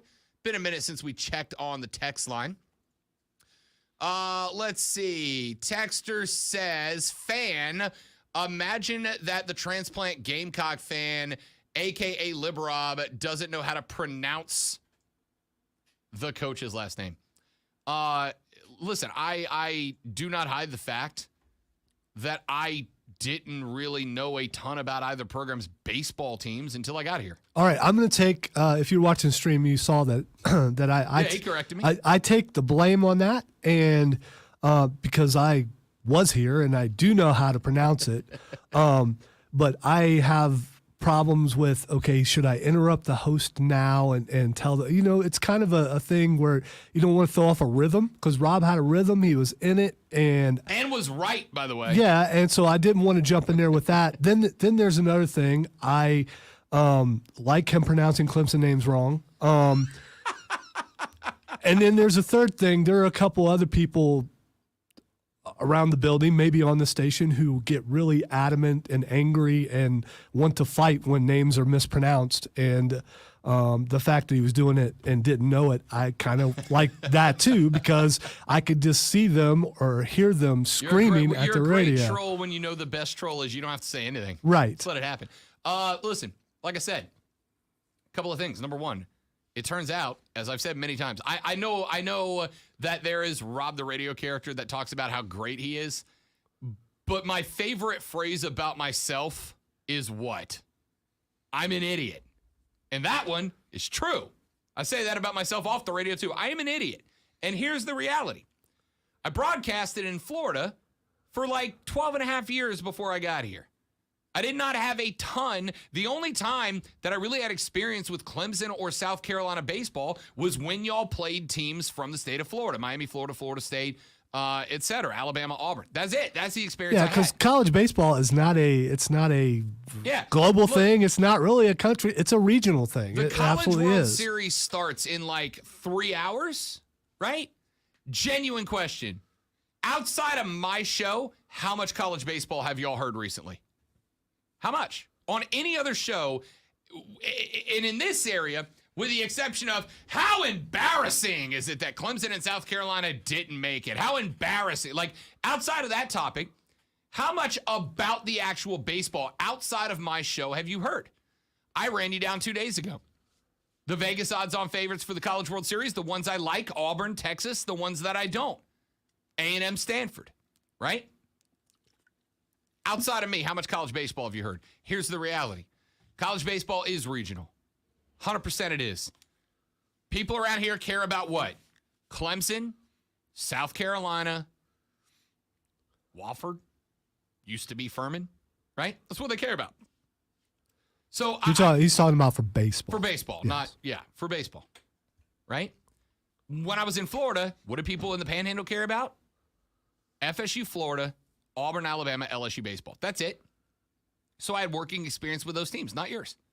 So now, I'm sorry. Not everybody outside of Clemson, South Carolina knows the history of Clemson baseball. I made a mistake. It is what it is. I made it. I own it. I own up to my mistakes.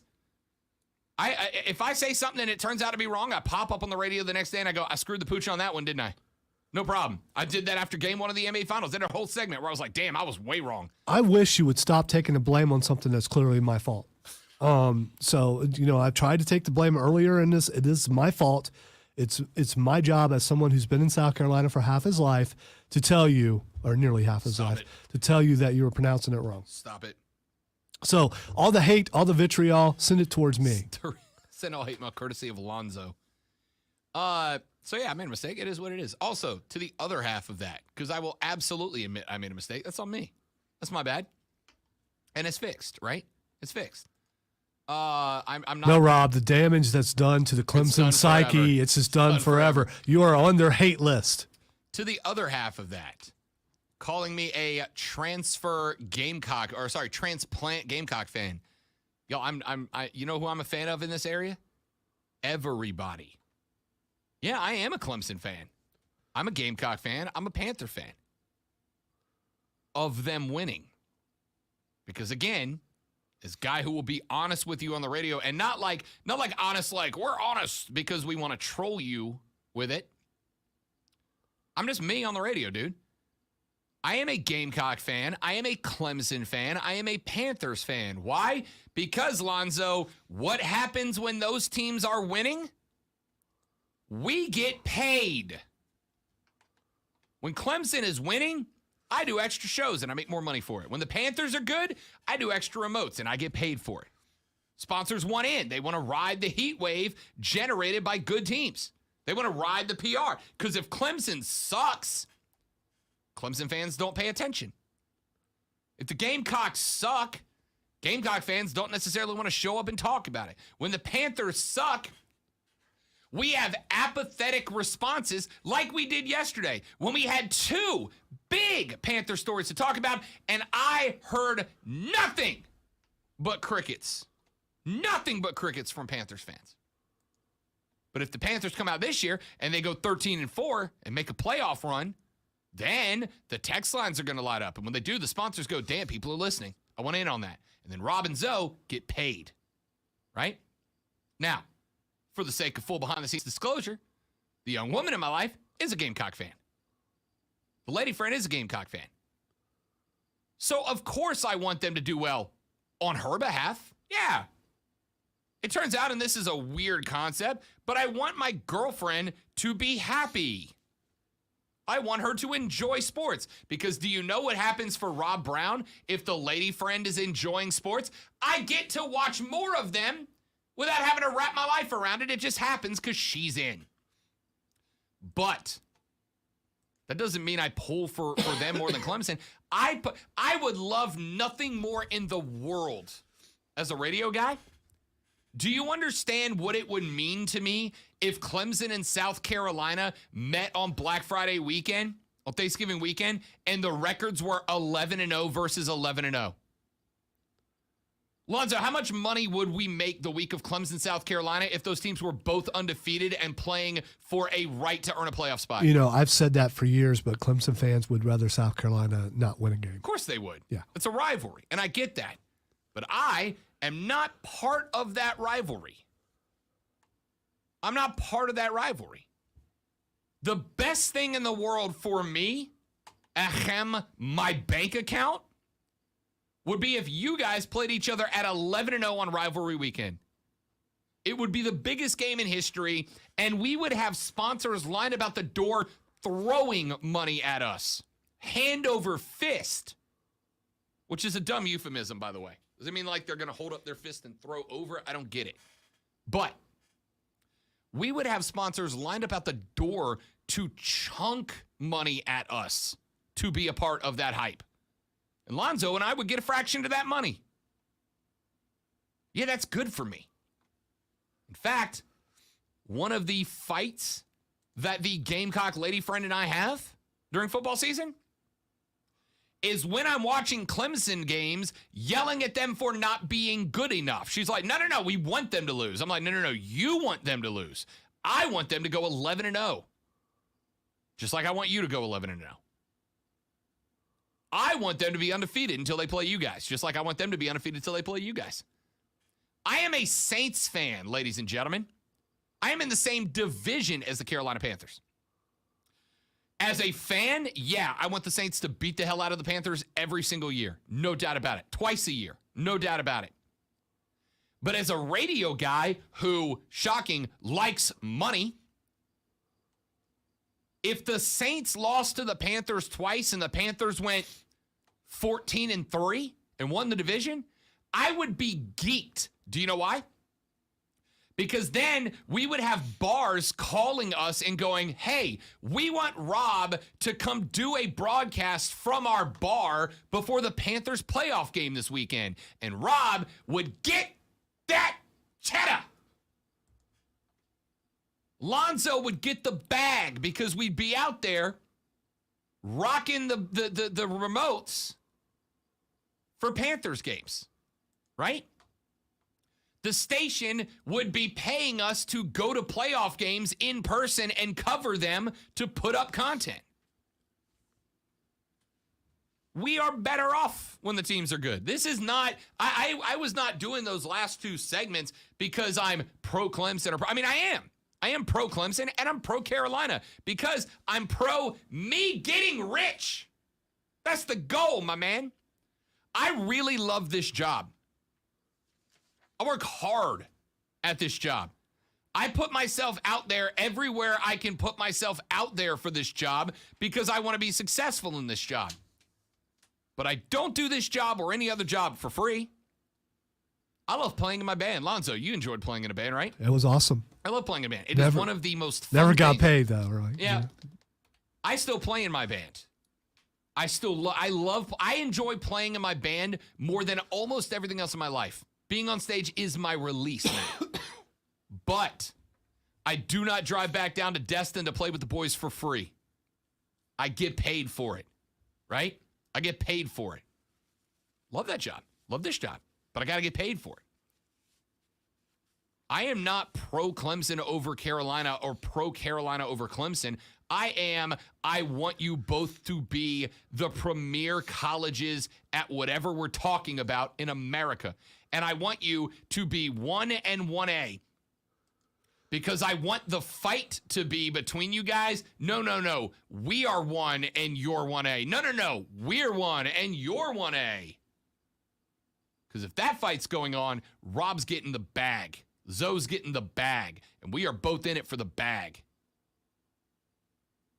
So there, you want a little brutal honesty? There you have it. My take on the Gamecocks getting 2 players is not, LOL, Clemson loses. This is good for Carolina. Because do you know what I wish was happening this weekend in the College Baseball World Series in Omaha, Nebraska? You know what I wish was happening? I wish Clemson was there. I wish South Carolina was there. I wish both, not one or the other. I wish both of you were there. I wish you were both there and you played each other on one side of the bracket. The absolute ultimate wish was that one of you was on one side of the bracket, one of you was on the other side of the bracket, both of you won through the bracket, and we got a 3-game Clemson-South Carolina rivalry to win the national championship. You think we'd be talking about a little baseball if the Palmetto State Showdown was the baseball national championship? You're damn right we would. And Zoe and I would be making money off of it. Do you understand? Do you see what I'm saying? That's why these conversations come about. So no, it turns out if you hit me with the guy who stopped coaching baseball at Clemson in 2015, yeah, I screwed up the pronunciation of a name. That's on me. And now I know. It won't happen again. But I wasn't here in 2015. I was elbow deep in Gator, Knoll, Cane, Tiger, War Eagle, and Crimson Tide baseball. So I didn't really do a lot of studying on Clemson. Not because I disrespected you. It's because just like I want you to be good here because I get paid, when I was down there, I wanted them to be good so I'd get paid. I think just to go at that texter, you should pronounce it wrong now forever. That's just me. You would. You would. Oh, I absolutely would. I would pronounce it wrong forever. So anyway, That's where that came from. Let me get another text in here. Texter says, fam, Clemson players from any sport go to USC.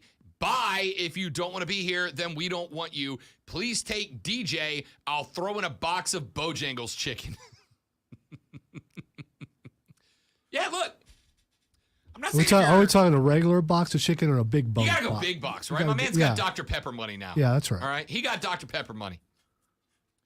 Look, just like if I'm a South Carolina fan and a couple of Clemson dudes show up to play on my program, assuming they're not double agents, right? In my head canon, that would be fun. But assuming they're not double agents, they're not. Don't be stupid, Rob. It's not the NWO of baseball. Right. Just like if I am a a South Carolina fan, I'm geeked, right? Your program is in such a spot that guys are leaving it to come to mine. That means we're in a better place. On the flip side, if I am a Clemson fan, next year, when we play those three against the Gamecocks, do you think for a second that I am not going to relentlessly heckle those two dudes? Do you think when Brewer comes to the dish, I am not going to have a dictionary's volume worth of insults ready to hurl his way? Of course I am. Of course I am. That's part of the rivalry, man. That's part of the fun. Again, I want both of you guys to win your conferences next year. I want you both in Omaha next year. I want you playing each other in Omaha. Not because I have a deep, undying passion for either of your schools. No disrespect. I don't. I do have a undying passion and love of dollar bills, y'all. And if y'all are good, I get them. I get to talk about y'all, and I get them. So there you go. The curtain, my friends, has been pulled back. Texas says Clemson took Brad Scott after South Carolina fired him. They shouldn't act like they wouldn't take any transfers from South Carolina. Texas says, I just tuned in and I feel like I walked in on my dad lecturing my brother. Texas says, as your counterpart would say, denial is not just a river in Egypt, Rob. I'm not. And if that were a drinking game, every time that phrase was said, you would be in rehab.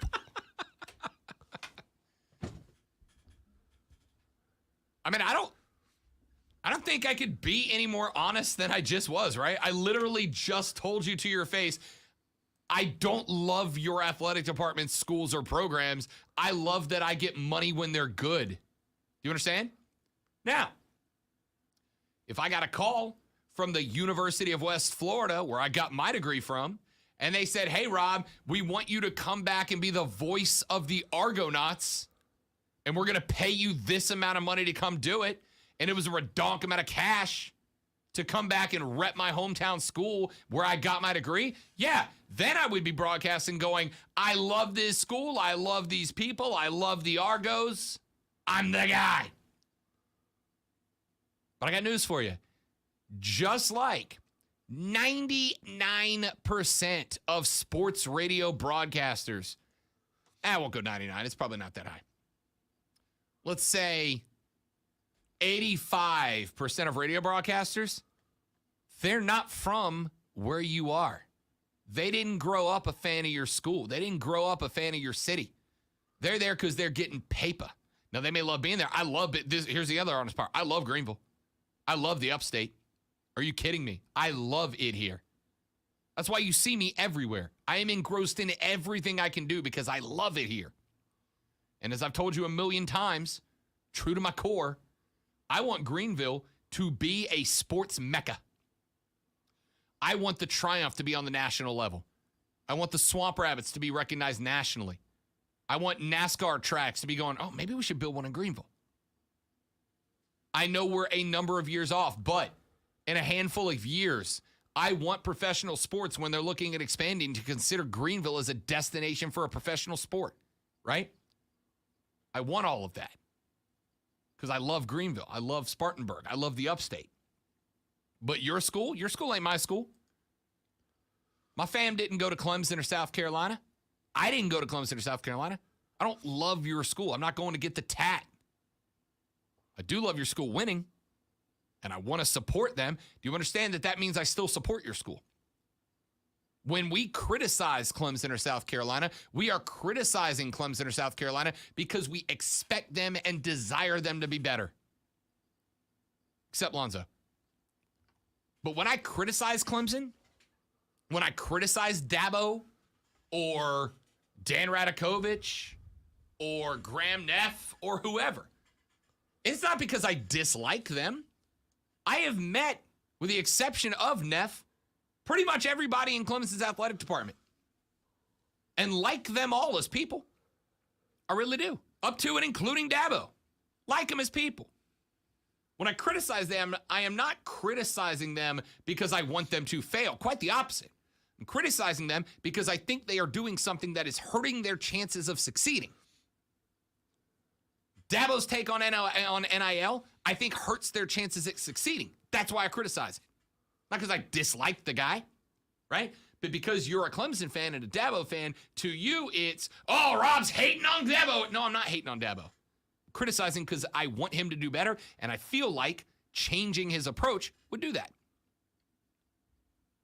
When I criticize South Carolina and Frank Martin and the athletic department over there for not making a change in time, it's not because I dislike any of them. It's because I expect that basketball team to be better.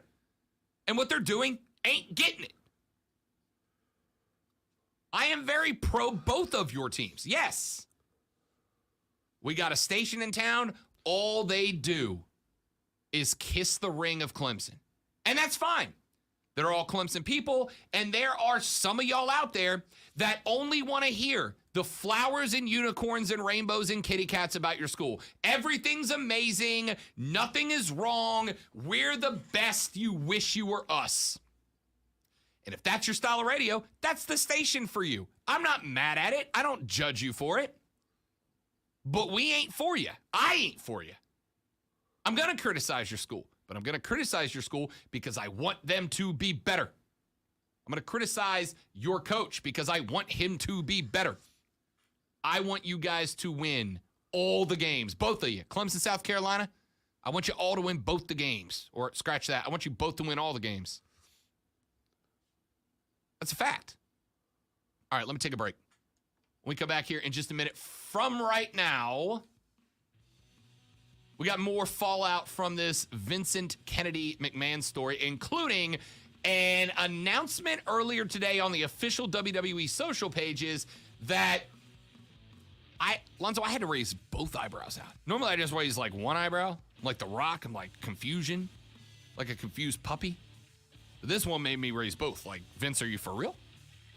I'll tell you what that is when we come back. He's the great one, Lonzo. I am Rob Brown, and this is the Rob Brown Show. This is the Fan Upstate. Prisma.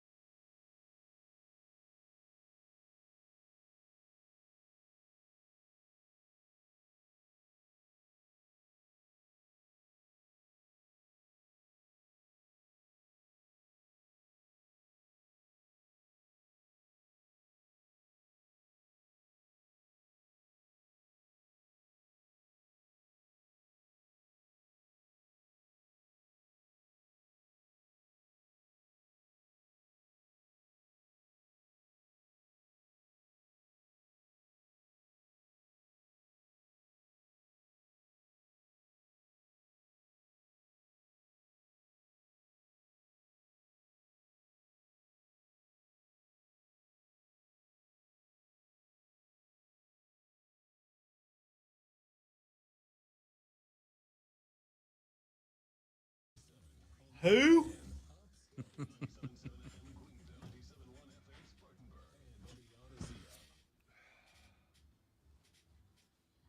Roger Condon with NFL Network Now on the Westwood One Radio Network. Cowboys head coach Mike McCarthy has been fined an undisclosed amount, and the team will lose a day of OTAs in 2023 for physical OTA practices, according to NFL Network's Mike Garafolo. Patrick Mahomes said he was a bit surprised by Tyreek Hill's comments suggesting that Tua Tagovailoa is a more accurate passer. As for the Chiefs, they wrapped up their 3-day minicamp on Thursday. Lamar Jackson was at Ravens mandatory minicamp this week, but missed voluntary OTAs last week. The former league MVP said his absence was not contract related, and he's had talks with the team about an extension. Micah Fitzpatrick made his first comments since becoming the highest paid safety in the NFL. The All-Pro saying, quote, "I think I'm one of the best at what I do." Fitzpatrick signed That's the problem, Trey. Those people do exist. The people, I just want that team to lose every single game.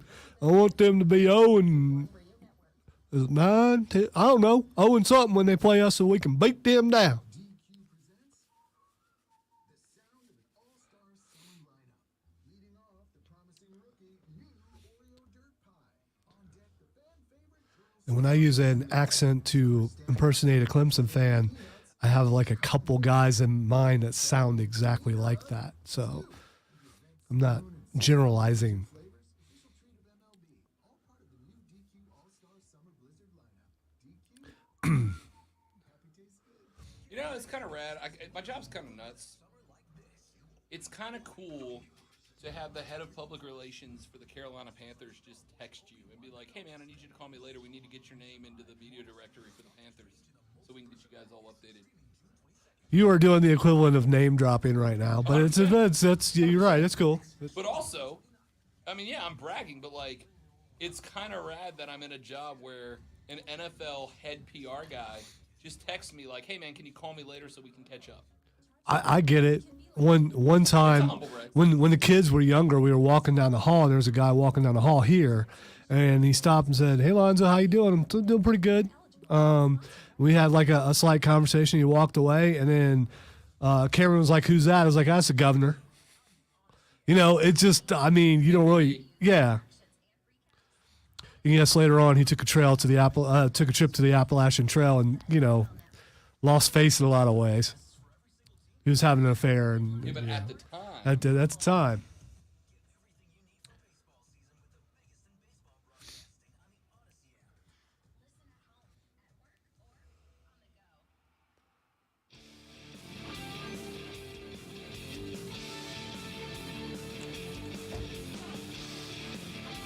all right, so the official WWE social media accounts, maybe,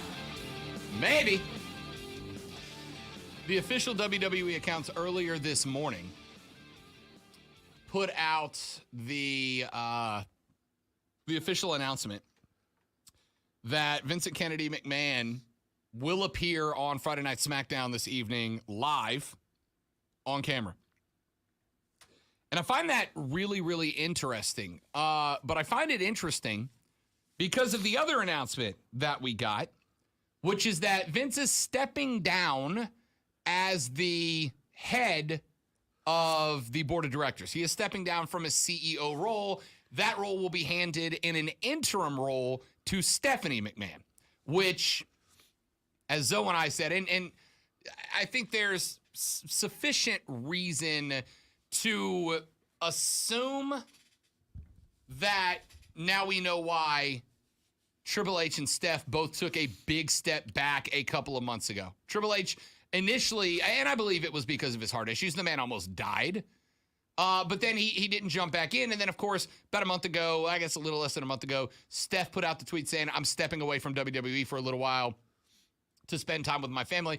Now it certainly looks like, as we also found out that this investigation has apparently been going on for a couple of months now, that maybe this is why, right? They wanted to get Steph and H out of the lineup because they knew if it ended up taking Vince down and they wanted Steph and H back into the mix, they needed to be separated from this controversy a little bit, and that accomplished that. But obviously at the time they didn't want to announce the investigation, and so therefore they said, "Oh, it's family stuff and it's heart stuff, we got to go." So Vince says he's opening up on TV tonight, but it comes on the heels of the announcement that Vince would be stepping away from CEO, but not stepping away as head of creative. Those are the people in the back that basically write the show and create the angles and create the gimmicks and the lines and whatnot. And, you know, we all know some of us think it's the biggest criticism of, some of us thinks that he deserves a lot of credit. Good or bad, Vince being in control of creative. To me, it's been a negative for 5 or 6 years now. You know what this is, though? This is not a true step back from power because his real power is over creative. Directing the show. You're exactly right. If he doesn't take a step back from that, what's he really taking a step back from? The board of directors are in charge of the business side of it, making sure the profit margin stays good, the money stays good. Vince has been in charge of that, but Vince is still in control of the product itself. At the end of the day, your business is irrelevant if your product, good, or service sucks, right? That's what Lonzo and I had a joking conversation to end the show where, you know, I've said, and I do sincerely mean, Lonzo wins us the awards, but I've still got to provide content for Lonzo to use to put stuff together to win those awards, right? Lonzo is the board of directors. I am the Vince McMahon of this show. In that, I've got to make sure we got damn good content to put out there for Lonzo to go sell. And he does, with great results, by the way. Don't think I won't remind you that you compared yourself creatively to Vince McMahon. Yeah, yes. but I needed a metaphor, and that's the best I could come with on the fly, right? So, Vince is the one who would have decided to put Vince on TV. Now, the fun part is going to be figuring out, is this something the board of directors is good with? Or is this something that Vince goes, I'm still head of creative, and I'm going to speak? Now, the second part of this is, and this is what I absolutely think makes it appointment television tonight, what's this dude going to say, right? Because the worst thing, in my opinion, that Vince could do would be to come out and talk about himself, right? If Vince comes out and does the traditional Vince thing of, I feel, and I think, and I am, and I, and I, and I, and I, and I, and I, and he does all of that, then people are going to look and go, Vince, this ain't about you, dog. You're the one that did this, right? If the bank robber comes out of the bank with a big bag of other people's money and goes, I think that, nobody's going to go, oh, well, I got a little sympathy for that guy. Right? You're the one that did it. See, I disagree with you a little bit here. He has to talk about himself. He does have to say, if he admits to the mistake, he has to say, I made a mistake. Or, you know, I am being investigated, and because I am being investigated, it is taking the spotlight off of what needs to be the spotlight here in WWE, and that's the sports entertainers and all that they do and the product that they put out. And because of that, I'm taking a step back as CEO, and I'm taking a step back from creative. Because if he stays in creative, he hasn't lost any power, and I don't get how the board of directors could allow him to remain there. Right. The only so I'll rephrase, because I think you got a point. I'll rephrase.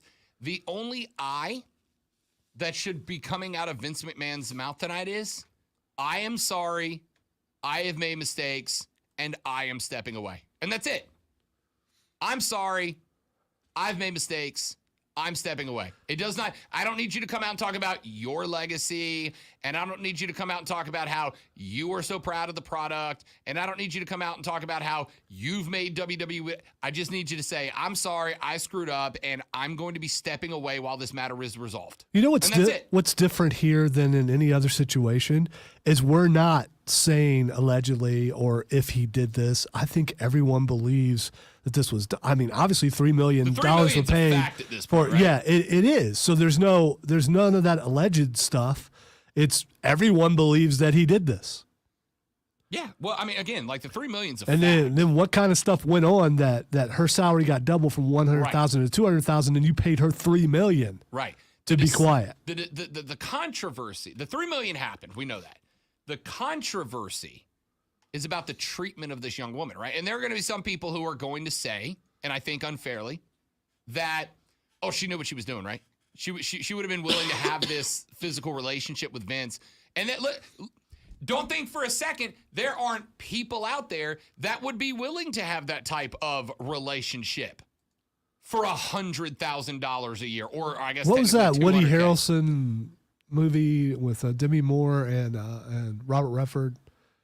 $1 million for Yeah, a it's night. tip of my tongue. I'll remember it in a minute. But yeah, it's exactly the situation, right? There are absolutely people who would go, heck yeah, I will sleep with you for $200,000, right? Or $1 million or whatever. And that is why you have heard me. I've reserved comment on the relationship, but you also have to understand that there are people with immense amount of power who will be predators on people who are vulnerable and take advantage of them and put them into a really crap situation and use money as their leverage to do it. Not everybody necessarily has the power or ability to say, no, I'm not doing that, even if you think you would, right? It's the same concept with, well, why are all these women coming after Deshaun months after the fact? Now that other law, well, because they were in a position where they may not have felt that they had power to come forward with their story about what happened, because they would have been ostracized from the community or turned into a social pariah or whatever else, right? And we're seeing that. Hell, indecent proposal. The moderator just texted me. She's here in town listening. Indecent proposal. That's exactly right. Jadeveon Clowney literally said yesterday he's going back to Cleveland to play with Deshaun Watson. And people are like, yay! You know? Think about that if you're one of these women that Deshaun was a predator towards, right?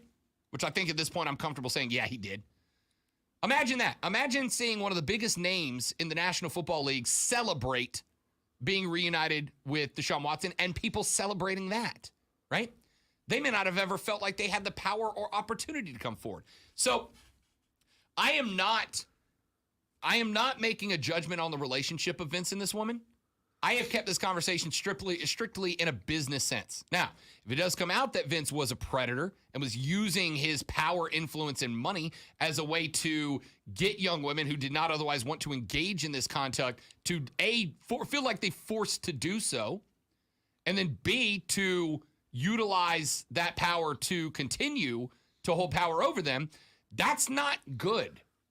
All right, you're speaking from the business standpoint. So from the business standpoint, how does this change the card and what you do tonight? Because there are going to be more eyes than there normally are. Oh, absolutely. And you hate This going is this be way. The most watched SmackDown in years. It absolutely will. And whoever's, if you're there just for Vince, you're going to want to see what happens after. Wrestling is interesting in this case because, with like Deshaun, like the NFL is a real life sport that we watch play.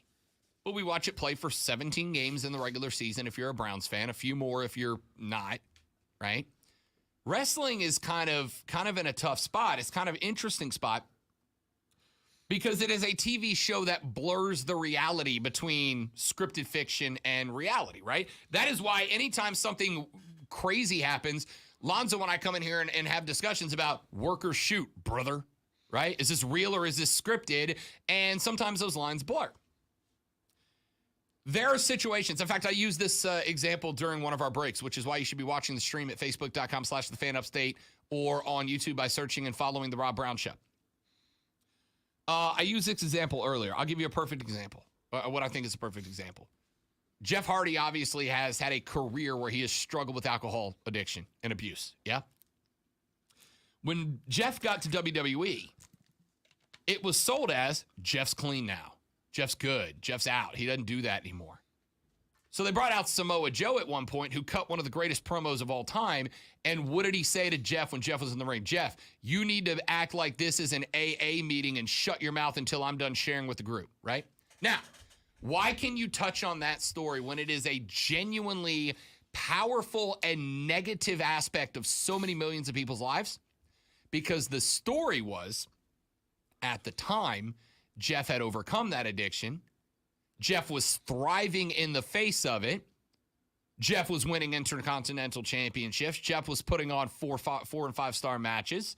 Jeff had beaten this addiction and come back. And now here comes the bad guy Here comes the heel. Here comes the bad guy who is bringing up this crazy negative aspect of Jeff's life and the millions of people watching wrestling who also struggle with that addiction.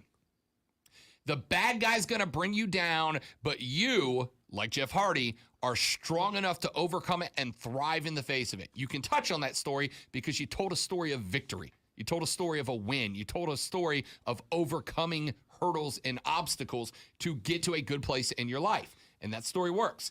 This is real life.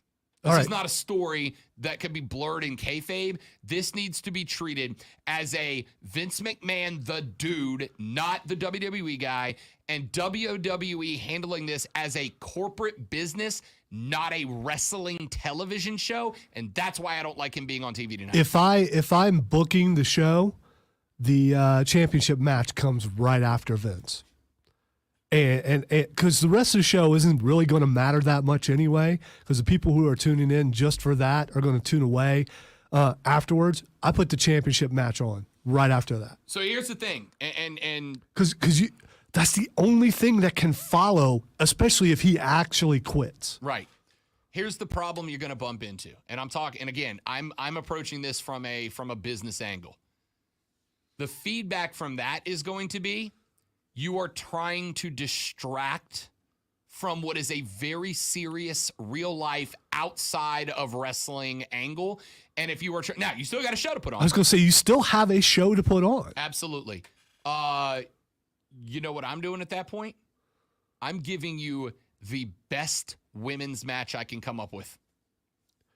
But that would be considered pandering. I mean, that's probably the move to make. But or you cut, and what you do is you do a genuine moment of empowerment. You send out Becky, not big time Bex. You send out Becky Lynch the person, and you send out Asuka the person, and you send out Bianca Belair the person. You send out the women without a script, and you go talk about what it means for them to continue to bring power to women in this industry. And you do not script it. And you remember one of my favorite promos. Here's another one that worked well. Remember when Punk came out facing down Triple H and he said, this is not CM Punk talking to Triple H. This is Paul Brooks talking this is Phil Brooks talking to Paul Levesque. And everybody was like, oh, damn, because it felt real, right? You have them come out and you go, this is not Bianca Belair, the performer. This is whatever my real name is, a woman. And I want you to know, like, this is what we're doing to empower women so that this doesn't happen again. And you cut that direction and you make it real. You don't go kayfabe here. All right, let's take a break. We got time for maybe one Twitter trending topic on the way out the door. My name is Rob Brown. He is Lonzo. You're listening to The Rob Brown Show right here on the Fan Upstate.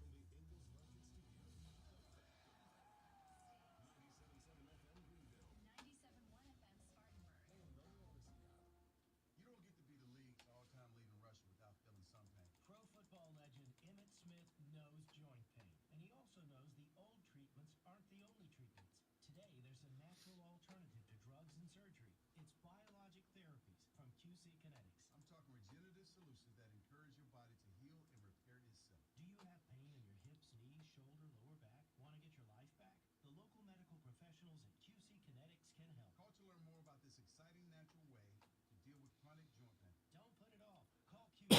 Restorative, regenerative solutions with no downtime and lasting results. Don't let your joint pain keep you from doing the things you love. There's a new natural solution that patients are raving about. QC Kinetics. Make the call to QC Kinetics. Tell them Emmitt Smith sent you. Call QC Kinetics, 864-448-3772. That's 864-448-3772. QC Kinetics, 448-3772. We're all in for summer. Whether you're hitting the trails, hitting the water, or hitting your golf ball, we have everything you need for the perfect picnic, the greatest grill out, and the best beach vacation. We know that the mountains are calling, open road awaits, and that pool party is ready to rock. So head on over to Ingles and stock up on all the goodies to get you through your summer of freedom. Ingles, low prices, love the savings. Thanks, Stephen. I am progressing, so who knows? I might be a lot better by tomorrow, I hope. But I will plan the show accordingly, so we'll be good.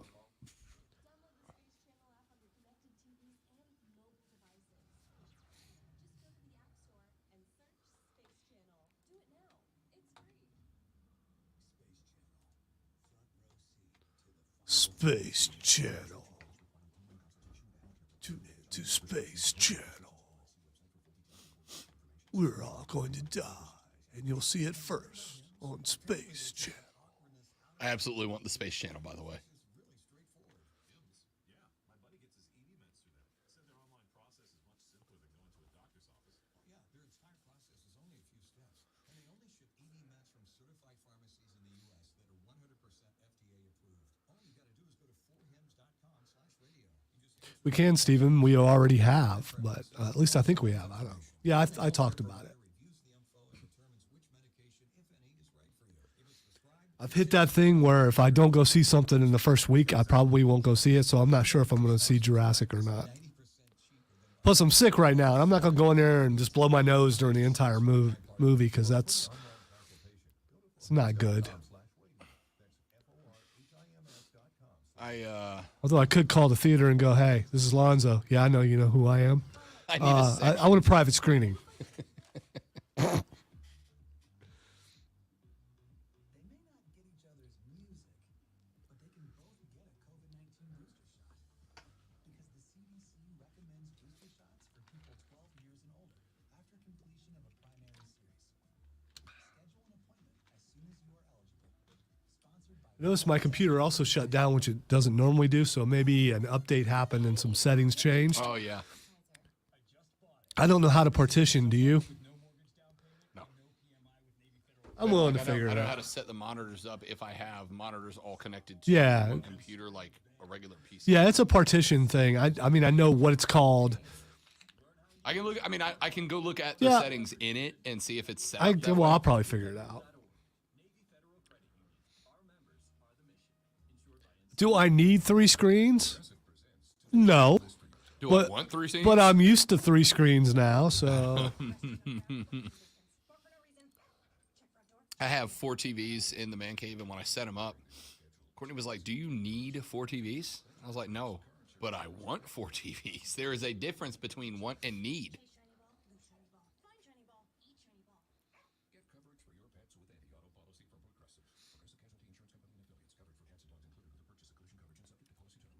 The smoke is back at Church's. Our $6 smokehouse chicken meal is a juicy half chicken served with mashed potatoes and a honey butter biscuit. All that for just $6, but not for long.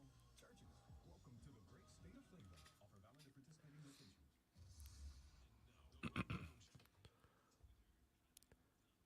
all right, so it is time for Twitter trending topics, but because everything's about wrestling, I'm going to talk Vegemite. Rob, God. can we talk some Vegemite? Oh God.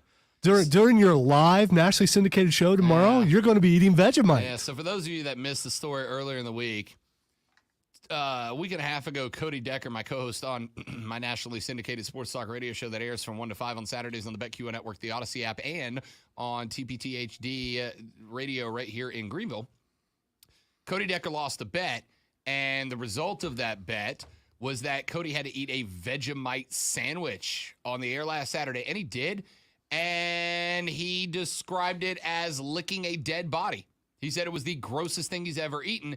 Well, then, me and our producer, Hating Ass Mario, decided, let's go one more. And because we are both masochists, we're like, all right, loser of the bet has to eat a heaping spoonful of Vegemite live on the air. Well, Cody, the master manipulator that he is, then changed the bet to, instead of having like a 0.5 number, right, 7.5, let's make it an even 7 strikeouts for Hunter Green to the Cincinnati Reds. If he goes under 7 strikeouts, Mario's got to eat a spoonful of Vegemite. If he goes over 7 strikeouts, then Mario's got to eat it. If he gets exactly 7, you both have to eat it. Well, wouldn't you know it, even though Rob wanted 7.5 and would have been dead on, he got 7 exactly. So tomorrow, both me and Hating Ass Mario have to down a spoonful of Vegemite. And again, Cody described it as tasting like a dead body. So anyway, if you want to go tomorrow to twitch.tv/BetQL from 1 to 5, you can actively watch me eat a spoonful of Vegemite. I need you to know, Lonzo, I had not thought about that for about a day and a half, and you decided to tank the end of the show with it. Thanks, buddy. It was my plan all along. Yeah, I know it was. I have no doubt it is written on that sheet over there that you look at throughout the show. No doubt. Yep, there it is, right on the bottom, Vegemite. I knew it. Happy National Mascot Day to Reedy, to Stomper, to the Tiger, to Cocky. Happy National Mascot Day, ladies and gentlemen. That's it for the show. That's it for the week. Jim Rome's up next. Mark Ryan's after that. You'll have a great weekend. Do not drink and drive. I'll punch you in the face. If you're at the Brooks and Dunn concert tonight, I will be there. Come say hello. Country music, Lonzo. Can't beat it. See you guys next Monday back here on the Rob Brown Show on the Fan Upstate. Later, brother.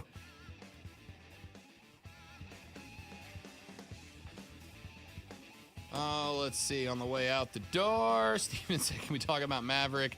And my daughter's still like, yeah, I've heard great things about Lightyear. I'm excited to see it. All right, guys, have a good weekend. I appreciate you guys watching. Thank you very